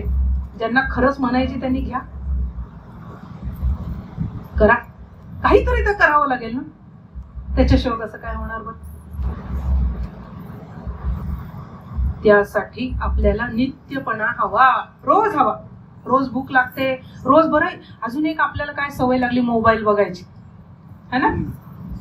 शाळेतनं जाऊन आलं तरी एकदा तरी मोबाईल दिवसभरात हवा, हो की नाही? बरोबर, एकदा तरी मोबाईल बघायला हवा. मला सांगा, एकदा तरी स्वामी नाम घेतलं तर. एकदा काय झालं माहिती का, फार सुंदर प्रसंग आहे. देवर्षी नारद आहेत ना, नारायण नारायण करत त्रिखंडामध्ये सुरू. आणि देवर्षी नारद भगवान विष्णूंना म्हणतात, काय हो तुमचं भक्त, आता भक्त चालू आहे ना, आपण भक्ताचा बघतोय, तुमचा आवडता भक्त कोणता आहे? मीच आहे ना. देवर्षी नारद म्हणतात, बरं का, तुमचा आवडता भक्त मीच आहे ना. विष्णू म्हणतात, हा, सारखं मी तुमचं नाव घेतो, नारायण नारायण, आणि मी तुमचा आवडता भक्त नाही? मग तिकडे खाली भूत पृथ्वीवरती एक शेतकरी आहे, शेतामध्ये काम करतोय ना, तो माझा आवडता भक्त आहे. देवर्षी नारद म्हणतात, कसं काय? बरं, तू एक काम कर, हे तेलाचा भांड देतोय मी तुला, माठ देतोय, एक घागर, पितळी घागर, पितळी नाही म्हणायची आपण, सोन्याची म्हणू, देवाची आहे ना, सोन्याची घागर, त्याच्यामध्ये सुंदर शुद्ध तूप, तेल पण नको, तूप, आणि ते डोक्यावर घेऊन नारद मुनींना सांगितलं की तू काय कर, या त्या शेतकऱ्याला नेऊन दे, खाली बसलेला आहे, खूप दिवस झाले, ती भाकर, ठेचा, कांदा खाऊन वैतागला असेल, गुळ आणि जरा तूप खाऊ दे त्याला, तब्येत चांगली होईल त्याची, नेऊन दे. देवर्षी नारद निघाले, डोक्यावरती मोठा अंडा तुपाने भरलेला निघाले, आणि तूप पातळ पातळ करून दिलं होतं देवाने, घट्ट नाही. आणि देवाने अट काय घातली होती, यातला एकही थेंब खाली पडता कामा नये. आता हे देवर्षी नारद निघाले, शेतकऱ्याच्या झोपडीपाशी जाऊन पोहोचले, आणि त्याला म्हणाले, ए बाबा थांब थांब थांब. त्यांनी खुरपणं फेकलं खाली. मग काय म्हणतं महाराज, एकदम दैवी व्यक्ती समोर आली ना, नमस्कार केला, बसा बसा, यावे बसा. अरे बाबा बसायला वेळ नाही, आधी हा हंडा घे, त्यातनं पाणी पड, त्यातनं ते खाली पडेल बाबा, तू तुझ्यासाठी देवाने पाठवले. बरं, तू मला एक सांग. त्यांनी हंडा घेतला, ठेवला, तुमचे आभार, माझं काहीतरी पुण्य फळाला आलं, देवाने माझ्यासाठी पाठवला. बरं मला सांगा, तुम्ही देवाचे आवडते भक्त आहे म्हणे, असं मला कळलंय. बरं तुम्ही उपासना काय करतात, मला सांगा जरा काहीतरी, म्हणजे मी करतो ना, म्हणजे मी देवाचा आवडता भक्त होईल. देवाच्या आवडत्या भक्तामध्ये तुम्ही आहात म्हणे पहिल्या नंबरवरती, माझा येईल पहिला नंबर, काहीतरी रेसिपी सांगा. आणि मग त्यावेळेला तो म्हणतो, हे बघ मी शेतकरी आहे, 365 दिवस शेतात राबावं लागतं, कधी कुठलं हवामान येईल, हातात आलेलं पीक सुद्धा जातं, काही भरोसा नाही, इतकं काबाड कष्ट आहे. आजकाल आहे ना, लोक शेती का करत नाही, ते काबाड कष्टापायच करत नाही, फुकटचं खायला पाहिजे सगळ्यांना. खरंच आहे, सगळ्यांना फुकटचं पाहिजे, काम करतायत दाखवायचं आणि काहीच करायचं नाही. जितकं फुकटचं खा तितकं स्वामींपासून लांब जा, आणि पुन्हा जन्म मरण त्यातच उद्धार होणार नाही. आणि मग त्या शेतकऱ्याला विचारतात, what is your pattern of भक्ती, काहीतरी मला सांग. तो म्हणाले, हे बघ बाबा, इतकं काम आहे ना, मी काय करतो, हे बघ, ही पांडुरंगाची मूर्ती आपल्याकडे आहे बघा, किती सुंदर आहे हसरी मूर्ती. त्या पांडुरंगाला मी फक्त सकाळी उठल्यावर नमस्कार करतो, आणि मुखाने म्हणतो, कुंडली वरदा विठ्ठल श्री ज्ञानदेव तुकाराम पंढरीनाथ महाराज की जय, माऊली ज्ञानेश्वर महाराज की जय. बस एवढंच म्हणतो कामाला लागतो. हा एवढंच म्हणतो तो. मी तर किती दिवस रात्र नारायण नारायण नारायण म्हणतो, आणि तू एकदा म्हणून देवाचा पहिला नंबरचा भक्त, मला आता विष्णूंशी भांडायलाच पाहिजे. तेव्हा तेव्हा नारद मुनी वैकुंठामध्ये गेले, देवादी देवांना म्हणतात, काय हे, बसा बसा नारदजी बसा. बरं काय झालं, अहो तुमचा हंडा पोहोचवला, बरं तूप सांडलं का त्यातलं, आहा काळजी घेतली की मी? बरं त्यांनी सांगितलं का? अहो तो एकदाच नाव घेतो, मी दिवसभर घेतो. काही काही भक्त असतात बघा, किती पारायण केले तुम्हाला माहितीये का? अरे तुम्हाला काय करायचं, तुम्ही त्याला सांगितलं तुम्ही नापास. याच्यापेक्षा मी कसा श्रेष्ठ दाखवायला गेले की नापास. भक्तीची तुलना करू नका आपापसामध्ये उपासनेची. ही किती करते ती किती करते, मी किती केलं.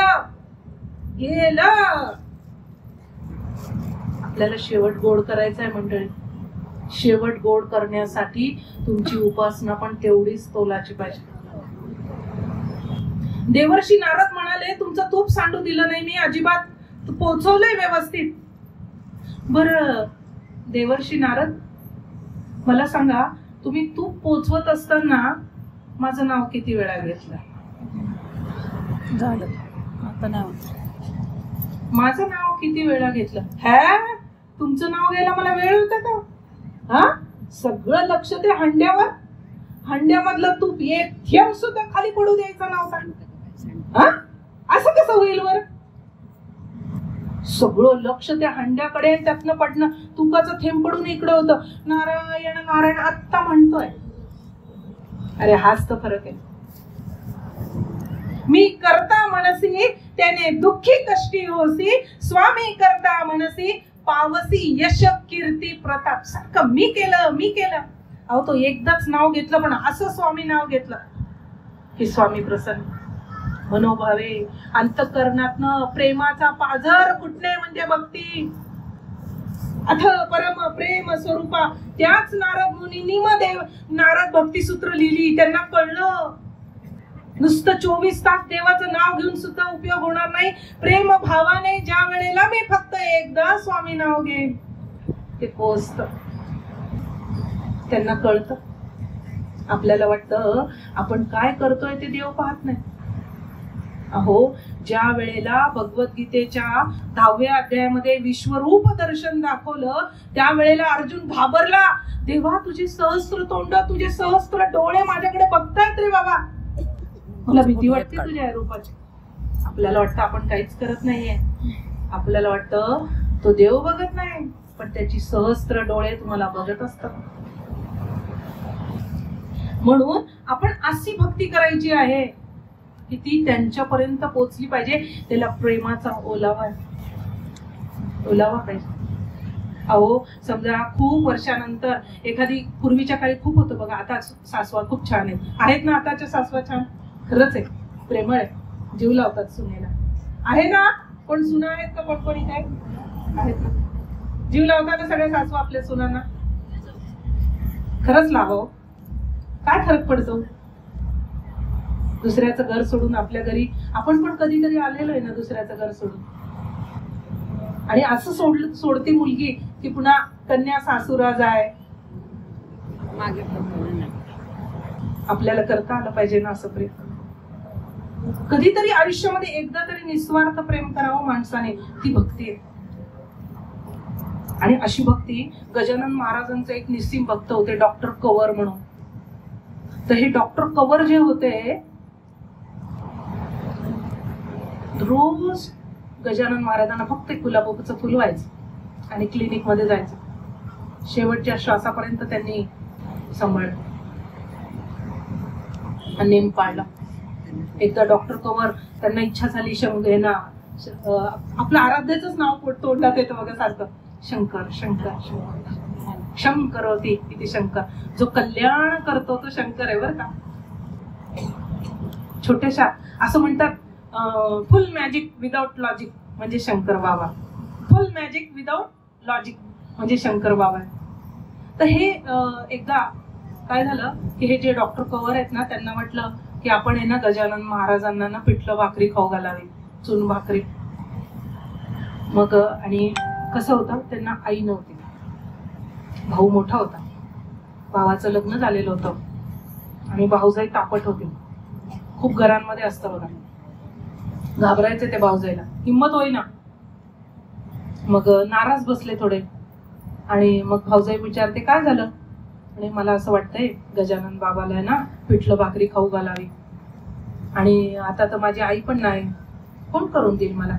हे एवढंच का, चल मी करून देते. प्रेमाचा पाझर फुटला. प्रेमाचा पाझर फुटला ना, भक्ती निर्माण झाली. भक्तीच्या दाक्यात गुंतले गेले. 2 भाकरी आणि एक छान पिठलं करून दे, सोबत मिरच्या दे, खरडा दे, असं सुंदर करून दिलं भाऊजाईने. अहो, ज्या वेळेला असं प्रेमाचं नातं निर्माण झालं ना, तुम्हाला सांगते ते खरं नातं. आणि म्हणते कशी, जा पटकन, ती रेल्वे जाईल सुटून. 100 वर्षापूर्वीची गोष्ट. पटापट पटापट गेले आणि दुर्दैव गेली रेल्वे निघून. बसून राहिले. पुढच्या रेल्वेने शेगावला जाऊन पोहोचले. तर तुम्हाला सांगते आश्चर्य, इकडं शंभयना गजानन बाबांना इतके नैवेद्याचे ताट आणून दाखवले लोकांनी. आता बघा बरेच जण घेऊन येतात नैवेद्य दाखवायला, तिथे घेऊन येतात ना घरी केलेलं. ओढ लागते माणसाला. मी काही केलं तरी, मी तुम्हाला सांगू का, आज मी शिरा केला होता घरी नैवेद्याला, तर मला असं हातनं होत होतं काहीतरी थोडा तरी इथं घेऊन यावा. नाही आणलं, होतं हातनं असं आपल्याला. आणि सगळ्यांनी नैवेद्याचे ताट आणले. गजानन बाबांनी एकाला हात लावला नाही. 4 वाजले, 4. गजानन बाबा उपास. दाराकडे बघ, दाराकडे बघ. लोकांना कळलं काहीतरी आहे म्हणून थांबले एवढा वेळ. आणि 4 वाजले, जेवणाचा डबा घेऊन आला. आला आला माझा डॉक्टर आला, माझा डॉक्टर आला म्हणून महाराज टिचक्या वाजवत. डबा उघडला. पिठलं भाकरी महाराजांना बरोबर. अथ परम प्रेम स्वरूपा भक्ती. अहो, पुरणपोळी बाजूला ठेवली गजानन बाबांनी त्या दिवशी. लोकांना कळलं का पुरणपोळी बाजूला ठेवली. 4 वाजेपर्यंत माऊली त्या पिठलं भाकरीसाठी उपाशी राहिली. असं सांभाळत होत.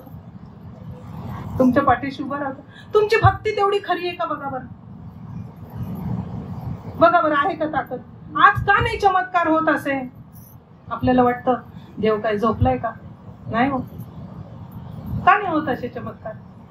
आपण कुठेतरी कमी आहे ना. आहे का डॉक्टर कवर सारखी आपल्यामध्ये भक्ती. अहो, तुम्हाला सांगते, ज्या वेळेला ह्या डॉक्टर कवर यांचं लग्न झालं आणि एक ती द्वाड गाय होती, तिला सुद्धा गजानन बाबांनी तिच्या मस्तकावर हात ठेवून तिला शांत केलं होतं. तो चमत्कार त्या नवीन नवरीने बघितला होता. त्यापासून तिनं त्यांचे चरण कधीच सोडले नाही. असा स्वयंपाक करायची ती पण, आणि गजानन बाबांना जेव घालायची. अहो, काय भाग्य. त्या साक्षात अन्नपूर्णेला जेव घालता येते. अशी भक्त मंडळी होऊन गेली. असे कोण कोण होते. स्वामी सूत आनंदनाथ महाराज, यशवंतराव भोसेकर. किती किती 729 वर्षात केवढे भक्त झाले असतील. महाराजांचे विचार करा. आणि मला सांगा, आता आपण पण आहोत की नाही, स्वामींचे भक्त आहोत ना आपण. मग आपण पण थोडस पहिलीत ना दुसरीत जायला काय हरकत आहे. सारखं झोळी, मला नोकरी द्या, माझ्या पोरीचं लग्न होऊ द्या, माझी सूनच चांगली वागत नाही, शुगरच झालीये. एवढीशी शुगर असते पण शुगर शुगर शुगर ती घोकू घोकूच वाढते. कधी सुनेने चहा केला गोड झाला, तुला माहित नाही का शुगर आहे. सासरा. काही काही लोक ना असे चहा सुद्धा फेकून देतात. अन्नपूर्णेचा अपमान करू नका. आज तुम्हाला चहा मिळतोय, उद्याच्या तुमच्या जन्मामध्ये तुम्हाला चहाचा कप तरी नशिबात असेल की नाही माहिती नाही तुम्हाला. त्यामुळे कधीही चुकू नये आपल्याकडनं कोणाकडनं. अपमान कोणाचा होता कामा नये, अन्नाचा अपमान होता कामा नये. ही सगळी भक्ताची लक्षणं आहे. आपल्यामुळे एखाद्याचा अंतःकरण दुखवल्या जाण्यासारखं पाप नाही. पुण्य पर उपकार, पाप ते पर पीडा. दुसऱ्याला पीडा देणं. आपल्याला काय वाटतं, खून मारामाऱ्या केल्या म्हणजेच ही लोक पापी दरोडेखोर. हे काया वाचा मनाने केलेली पाप केवढी आहेत.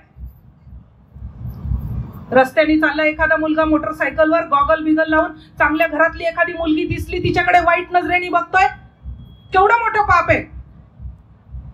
माहिती का त्या पापाची केवढी मोठी शिक्षा तुला उद्या मिळणार आहे. कोणाची तरी बहीण असेल ना. अहो, हलकट म्हणतात मुलं ही अशी, आम्हाला बहीण आहे, आई आहे, बायको नाही. इतकी हलकट झाली आहे, शब्द वापरू नये या व्यासपीठावर. कली आहे ना, कली माजलाय ना. आणि याचं कारण आहे संस्कारहीन आपली पिढी निर्माण होते. घरी उपासनाच नाही ना. अहो, तुम्हाला देवाची पूजा करायला कंटाळा येतो. सगळ्यात सोपं काम. गावाला जायचं ना, चला देव गुंडाळून ठेवा, आपल्याला वेळ नाही. मग तो वेळ देईल का तुम्हाला? वेळ देईल? मी तुम्हाला माझं कौतुक सांगत नाही. 6 वाजता शिफ्ट असते, फर्स्ट शिफ्ट. 4:30ला उठून माझे मिस्टर सकाळी आधी पूजा करतात. आता काही कामानिमित्त दिल्लीला 3 महिने जायला लागला. मी तुम्हाला गंमत सांगते तो कसा आहे. मी माझा अनुभव सांगते, रोकडे अनुभव. माझे मिस्टर 3 महिन्यांसाठी दिल्लीला गेले. देवाची पूजा माझ्यावर आली. आणि आमच्याकडे कसं आहे, सगळ्या देवांना पोशाख व्यवस्थित सिस्टमॅटिक. उगं पाणी टाकलं, गंध लावलं, बच बच, कोणाच्या डोळ्यात, कोणाच्या नाकात, कोणाच्या तोंडात. करायचं तर काम मस्त. नाही तर पारोशी देव ठेवीन मी. हळदी कुंकू वाईल, फुलं वाईल. फुलं सुद्धा सुंदर, तुळस, दुर्वा, बेल. काय फरक पडतोय? तुप दिवा पण लावील तर साजूक तुपाचा. तेल पण चांगलं. यथा देहे तथा देवे. जे खाईन तेच देवाला. तुम्हाला सांगा बरं, मला हेच पाम ऑइल चालतं का तुम्हाला? डालड्यातलं खाता का हो तुम्ही लाडू डिंकाचे? हा, डालडा त्याच्यापाशी काऊन दिवे लावतात? हा, यथा देहे तथा देवे. माझ्यावर पूजा आली आणि मी फोन आला की अहो काय माझे काम किती पुढे गेलेत, देवाची पूजा पण मला करायला लागते. 1-1 तास चालला आहे म्हणे, मी 10 मिनिटात करतो. म्हटलं तुम्हाला सवय, मला वेळ लागतोय मला पूजा करायला. यांनी थोड्याशा ट्रिक सांगितल्या. तासाभराची पूजा 45 मिनिटावर. पुन्हा माझं तेच रडगाणं, अहो पूजा करायला लागते, घर सगळं बघायचं, पूजा करायला लागते. मी तुम्हाला सांगते, 8 दिवस मी फक्त पूजा केली असेल ना. 9व्या दिवशी आम्हाला सुतक पडलं.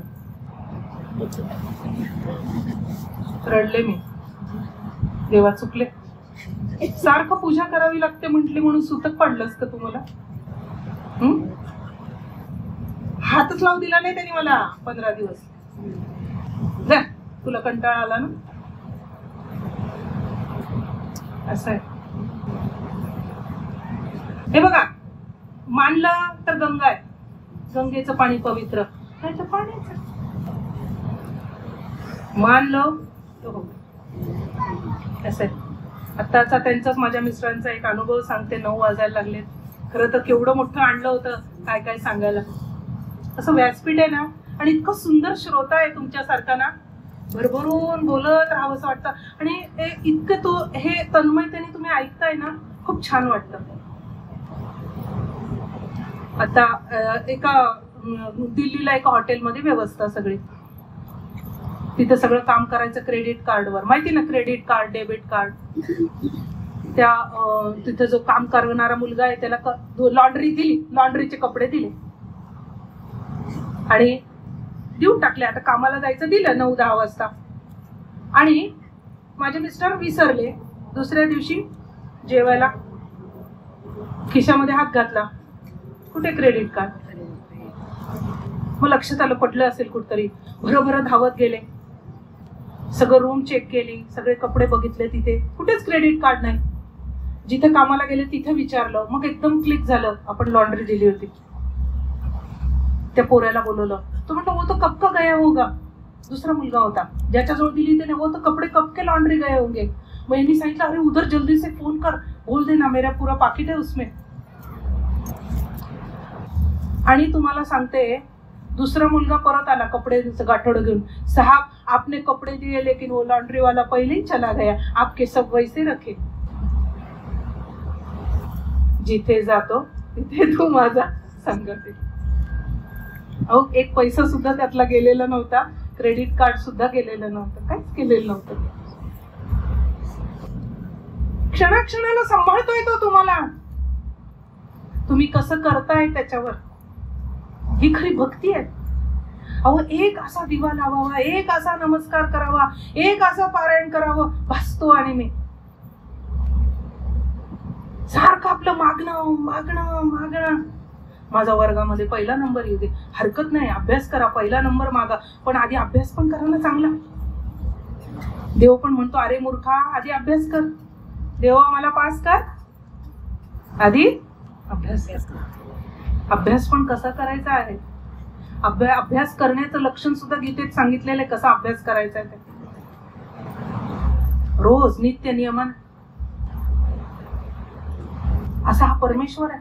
तुम्ही जे कराल ते तुम्हाला तो देणार. असे हे स्वामी समर्थ अक्कलकोटला प्रगट झाले. 21 वर्ष स्वामींनी इतक्या लीला केल्या, इतक्यांच्या मनोकामना पूर्ण केल्या. एकदा तो कोडॅक कंपनीचा फोटोग्राफर आला बरं का, आणि स्वामींचा फोटो घेतला त्यांनी न कळत. आणि तो फोटो कसा आला, ब्लँक, फोटोच आला नाही. मग तो आला बघा, शरणागताशी तारी. आपण आपलं प्रवचनाचा उद्देश सोडून कुठेच भरकटत नाही. तो शरण गेला स्वामींना, म्हणजे खोटं खोटं, स्वामी प्लीज एक फोटो. स्वामी म्हणाले ठीक आहे, काढा बाबा. त्यांनी फोटो काढला. सगळे स्वामींचे छान मस्त भक्त बसले आणि स्वामी मध्यभागी बसले मस्त, आणि स्वामींचा फोटो काढला. इतका सुंदर फोटो आला तो. आणि स्वामींना त्यांनी तो फोटो दाखवला. स्वामींनी बघितला, हसले हा स्वामी. मग त्यांनी दिला सुंदराबाईकडे, दुसऱ्या भक्ताकडे, श्रीपाद भटांकडे, सगळ्यांकडे फोटो दिला बघायला. एकच फोटो फिरतोय. अरे विष्णू आहे, अरे कृष्ण आहे, अरे राम आहे, अरे माझा गणपती बाप्पा आहे. वेगळे वेगळे रूप दिसायला लागले. आणि तो फोटोग्राफर चक्रावून गेला. What is the problem? मी तर फक्त आता यांचा फोटो काढला आणि वेगळे वेगळे कसे दिसतात. आणि स्वामींनी म्हणाला, आण इकडे फोटो, लाव. हिंदी खूप बोलायचे स्वामी, कारण की छेले खेडे ग्रामे प्रगट झाले होते उत्तरेकडे, हिंदी फार भाषेत. लाव हमारी तरफ लाव, हम भी देखेंगे फिर से. आणि स्वामींनी तो फोटो पाहिला तर मध्ये माकडे म्हणे. स्वामी म्हणे माकडे बरं का. आणि त्यांनी काय केलं, त्या परत फोटोग्राफरला दिले, इथं बंदर आहे. आणि त्यांनी तो फोटो बघितला, त्याला पण बंदरच दिसलं, माकडच दिसलं. मग त्याला कळलं, शरणागता सीतारी तोची एक सद्गुरुदाता. लोटांगण घातलं स्वामींच्या चरणांवर. स्वामी माफ करा, चुकलो. त्या दिवशी त्याला फोटो काढायची परमिशन मिळाली आणि त्याच्यामुळे आपल्याला ते फोटो बघायला मिळतात. म्हणजे तुमचा जसा भाव आहे ना, तसे स्वामी दिसायचे प्रत्येकाला. आज सुद्धा बघा इथं स्वामींचा फोटो कशा वेशेत आहे, स्त्री वेशेत आहे इथं. आई जगत जननी. आणि तिला भेटायला परवा पालखी आली स्वामींची, चिले देव आले. म्हणजे शक्तीला भेटायला शिव आला. हो, जर शिव यातली शक्ती काढून टाकली तर काय होईल, शव. हा सगळा तो खेळ. जसं तुम्ही बघाल त्याप्रमाणे स्वामी तुम्हाला दिसणार, तुमच्यावरती कृपा करणार. तुम्ही स्वामींशी नातं जोडा, प्रेमाचं नातं जोडा. स्वामींना गुरु करा, स्वामींना आई करा, स्वामींना बहीण करा, स्वामींना सद्गुरू करा. शंकर महाराजांनी स्वामींना आपली आई म्हणायचं, माझी माऊली आहे. अनेक वेळा त्यांचे संवाद चालायचे. आणि शंकर महाराज काय म्हणायचे, बेटा स्वामींनी माझ्या जिभेवरती स्वयंभू लिंग स्थापन केलेले. स्वयंभू म्हणता नाही येणार त्याला, कारण की उंच मोठा असा स्वामींनी हात ठेवला आणि तिथे लिंग तयार झालं स्वयंभू सारखं. तर स्वामी नित्य अभिषेक करायचे त्याच्यावरती. शंकर महाराज जी बाहेर काढायचे त्याच्यावर स्वामी अभिषेक करायचे. शंकर महाराज काय म्हणतात, जो स्वामींचं नाव घेईल तो माझा झालाच म्हणून समजा. म्हणून इथं काय आहे, कोणाचं पहिलं नाव आहे, या मंडळाचं नाव काय, श्री स्वामी. बघा बरं काय आहे, सगळ्यांनी वाचा, जोरात वाचा.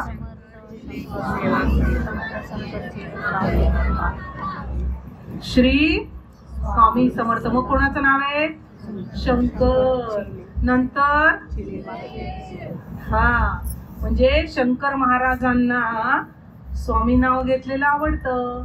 आधी शंकर महाराजांचं नाव आलंय का, लक्षात घ्या. नाव देताना सुद्धा यथार्थ नाव पाहिजे असतं. श्री स्वामी समर्थ शंकर चिले दत्त परिवार. आणि बरोबर आधी स्वामी समर्थ झाले, मग शंकर महाराजांचा अवतार आहे, मग चिले देवांचा अवतार आहे, आणि मग आपण सगळे परिवार त्यांचे. हो की नाही. मगाशी सुद्धा माझा परिचय करून दिला. परिचय केला ना, आपण आपले होतो, ओळखीचे होतो ना, ओळख वाढते. अशा प्रकारे आपल्याला भक्ती करायची, उपासना करायची. आणि असंच एक सुंदर भक्त तेवढा सांगते किती वाजेपर्यंत चालणार आहे ते म्हणजे स्वामी भवन. हो ना, सगळेजण स्वामी भवन मध्ये पण जाता ना. तर त्यांचं थोडक्यात भक्त कसे असतात हे सांगून थांबते. तर परमपूज्य नाना महाराज करंदीकर, हे नाना महाराज करंदीकर मूळचे जळगाव मधले अमळले आहेत. आपल्याला सगळ्यांना माहित असणार आहे त्यांचं. माहिती आहे सगळ्यांना नाना महाराज कसे कुठला जन्म आहे, त्यांनी काय काय कार्य केलेलं आहे माहिती आहे सगळ्यांना. थोडं सांगितलं तर चालेल. आणि कसं असतं माहिती का, पुन्हा पुन्हा तेच तेच चरित्र ऐकायचं असतं. दरवर्षी स्वामींचा प्रगट दिन, दरवर्षी रामजन्म, दरवर्षी नवरात्र, दरवर्षी कृष्णाष्टमी, दरवर्षी दिवाळी. का तर त्याच्यामध्ये चैतन्य आणायचंय. पुन्हा नित्य नेम नामी तो प्राणी दुर्लभ. पुन्हा पुन्हा त्या आठवणी काढायच्या, ते चरित्र सारखं ऐकायचं. हे जे कान आहेत ना, सारखं विषय ऐकून ऐकून ऐकून घाण झालेली असती, ते तो मळ काढायचा असतो चरित्र ऐकून.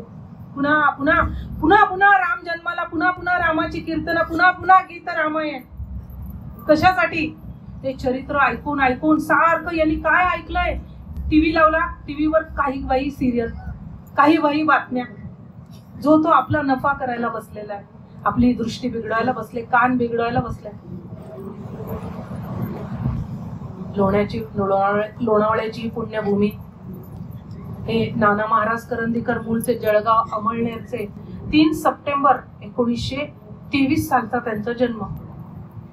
अतिशय सुंदर कुटुंब, श्रीमंत कुटुंब. नोकर चाकर, दूध दुभत गाय हे असलं की पूर्वी श्रीमंती असायची. आता आपल्याकडे गोकुळ चितळे, आमच्याकडे तर तेच आहे. आणि काय झालंय माहिती का, आपण असं लावलं नाही एखाद्या डेअरी मधलं चांगलं दूध 1-2 दिवस तो घालतो, मग नंतर सुरू होतं त्याचं. म्हणजे तिथं पण बघा भक्ती कमी पडली, त्यांनी नफा बघितला त्याचा, झालं. मग पुढचे कित्येक जन्म. एक ते हरिण, स्वामी समर्थ जेव्हा हिमालयात होते ना, एक हरिण आलं होतं, त्याला एक पारधी पाठीमागे लागले होते 2 त्या हरणाच्या. ते स्वामींना शरण गेलं, पोथीमध्ये उल्लेख आहे. आणि त्या वेळेला त्या हरणाला स्वामी समर्थांनी त्याचे 7 जन्म दाखवले मागचे. एका जन्मामध्ये माणूस होता, एका जन्मामध्ये तो ब्राह्मण होता, एका जन्मामध्ये बैल होता, एका जन्मामध्ये सोनार झाला. इतकं काही खाल्लं की पुढच्या जन्मात हरिण झाला. शूद्र होता आणि त्याची पुण्याई फळाला आली म्हणून स्वामींचे चरण मिळाले. ते हरणाला स्वामींनी सांगितलं की तुला या पशु योनीमध्ये मुक्तता नाही, पुन्हा तुला मनुष्याचा जेव्हा जन्म मिळेल त्यावेळेला तुला आठवण राहील आपली भेट झाली होती, तू स्वामी भक्ती करशील आणि मग तू सुटशील. म्हणजे तुम्ही लक्षात घ्या, आता जरी तुम्हाला वाटत असेल ना मी स्वामींचं नाव घेतल्याने माझं काय होणार आहे, अहो होणार. जेव्हा तुमचा पुढचा जन्म होईल ना, ही पुण्याई तिथं उपयोगाला पडते. समजा बरं का, एखादा माणूस गेला, थोडीशी गंमत, तो मेला आणि त्याला पुढचा जन्म मिळाला कुत्र्याचा. आणि या जन्मात त्यांनी खूप भक्ती केली आहे, चांगली भक्ती केली, त्याला पुढचा जन्म मिळाला कुत्र्याचा. आणि काय झालं माहिती का, तो कुत्रा कुठला झाला माहिती का, दत्त मंदिरातला बाहेरचा. काय भाग्य. मागे एकदा इथं आलो होता बघा एक कुत्रा, हो काय भाग्य, कथा श्रवण करायला आला. आणि एखादा कुत्रा हाड हाड हाड हाड दगड मारतात सगळे, है ना, लहान लहान पोरं पण. भाकरीचा तुकडा मिळत नाही, सगळ्या अंगाला खरूज गोचिड काय काय काय काय. आणि एखादा कुत्रा बरं का, आदल्या जन्मामध्ये थोडी पुण्य आहे, एसी कार मध्ये फिरतो, पार्लर मध्ये केस कट, गॉगल, कपडे, है ना. आणि एक दगड खातो, सारखे दगड. एक दत्त मंदिरात येऊन बसलाय. गत जन्माची तुमची पुण्याई तुम्ही जो जन्म घ्याल तिथं उपयोगी पडते. मग माझा कुठला पण जन्म असू दे, स्वामी मला तुमच्या दारामध्ये. पोपट केला, मुखामध्ये स्वामींचं नाम दे. कावळा केला, काव काव काव, राम राम राम राम. काही पण करा, पण तुमचं नाव मात्र सोडू नका. तुम्ही आत्ता पेरलेलं काही वाया जात नाही. असं नाही की कुठला अवकाळी पाऊस येईल आणि घेऊन जाईल. हो मला सांगा, आत्ताच आपण चांगलं का नाही करायचं? करायला पाहिजे ना. आणि कसं आहे माहिती का, धर्म संस्थापनेसाठी स्वामींनी घेतलेला अवतार आहे. मग धर्म म्हणजे काय? एक मोठ्या प्रवचनकार आहेत बाई, धनश्री लेले म्हणून, युट्यूबवर भरपूर आहेत त्यांचे प्रवचन. ते काय म्हणतात माहिती का, धर्म म्हणजे काय? धर्म धर्म धर्म धर्म म्हणजे धर्म धरून ठेव मग, है ना. धर्म म्हणजे काय? धरून ठेव मग मी प्रवचनकार आहे ना, मग मी चांगलंच बोललं पाहिजे ना. मी तर टाइमपास केलं पाहिजे का? पॅन्ट शर्ट घालून येऊन मी प्रवचन करू शकेल? तो माझा धर्म आहे? मग मला सांगा, एक सासू आहे, तिचा धर्म चांगली सासू. मग मी सासरा आहे चांगला सासरा. मुलगा अभ्यास करणं, देवाची उपासना करणं, आई वडिलांना मान देणं. किती मुलं बरं रोज आई वडिलांच्या पायावरती हे करतात, नमस्कार करतात. त्यांचा बापच कधी आई वडिलांवर पाया पडत नसतं. धुसफूस. अरे ते पुन्हा तुझ्या नशिबाला येणार आहे, पुढं येणार. जितकं वाईट वागाल तितकं भयानक वाईट तुम्हाला आल्याशिवाय राहत नाही. बघा, आजचे शब्द खोटे ठरायचे नाही. ते बुमरँग आहे, ते तुमच्यापाशी येतं, परत येतं. मग तुमचा धर्म आहे ना, तुम्ही हे चालवताय ना, परिवार चालवताय ना, तसे तुम्ही वागा.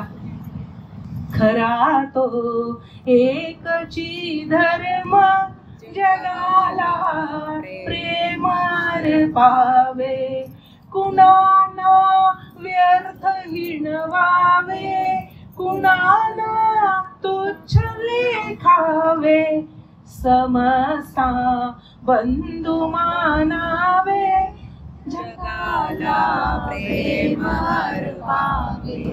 प्रभूचे लेकरे सारी, दयाला सर्व ही प्यारी, पराती प्राण ही द्यावे, जगाला प्रेम पावे. खरा तो एकची धर्म जगाला प्रेम पावे. पुढे काय म्हणतात साने गुरुजी? जयाला धर्मकारा, तयाला देव तो प्यारा, तयाने प्रेममय व्हावे, जगाला प्रेम पावे.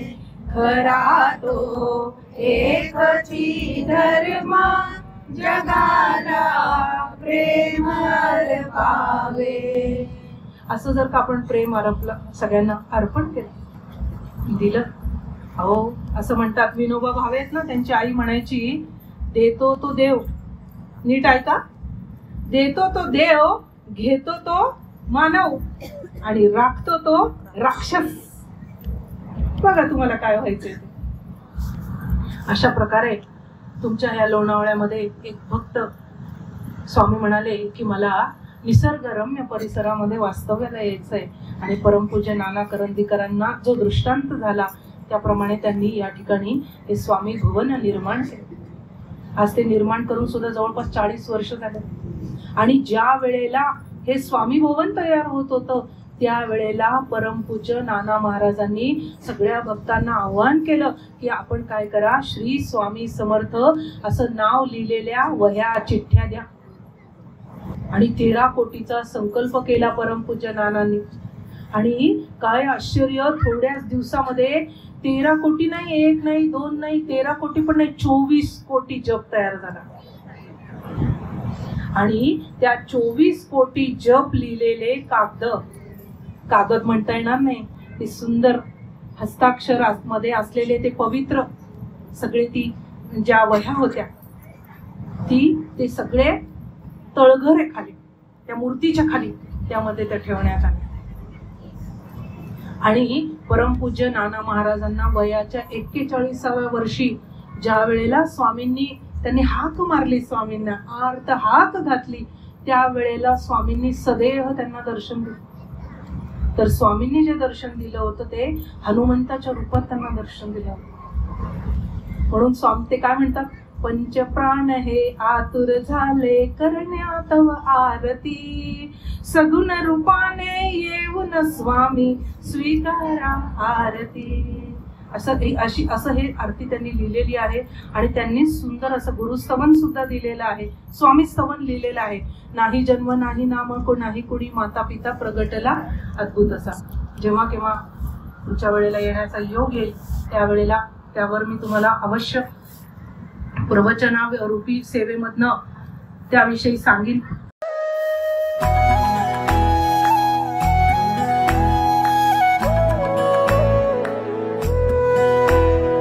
अध्यात्मावर अशीच माहिती मिळवण्यासाठी देव माझा चॅनलला सबस्क्राईब करा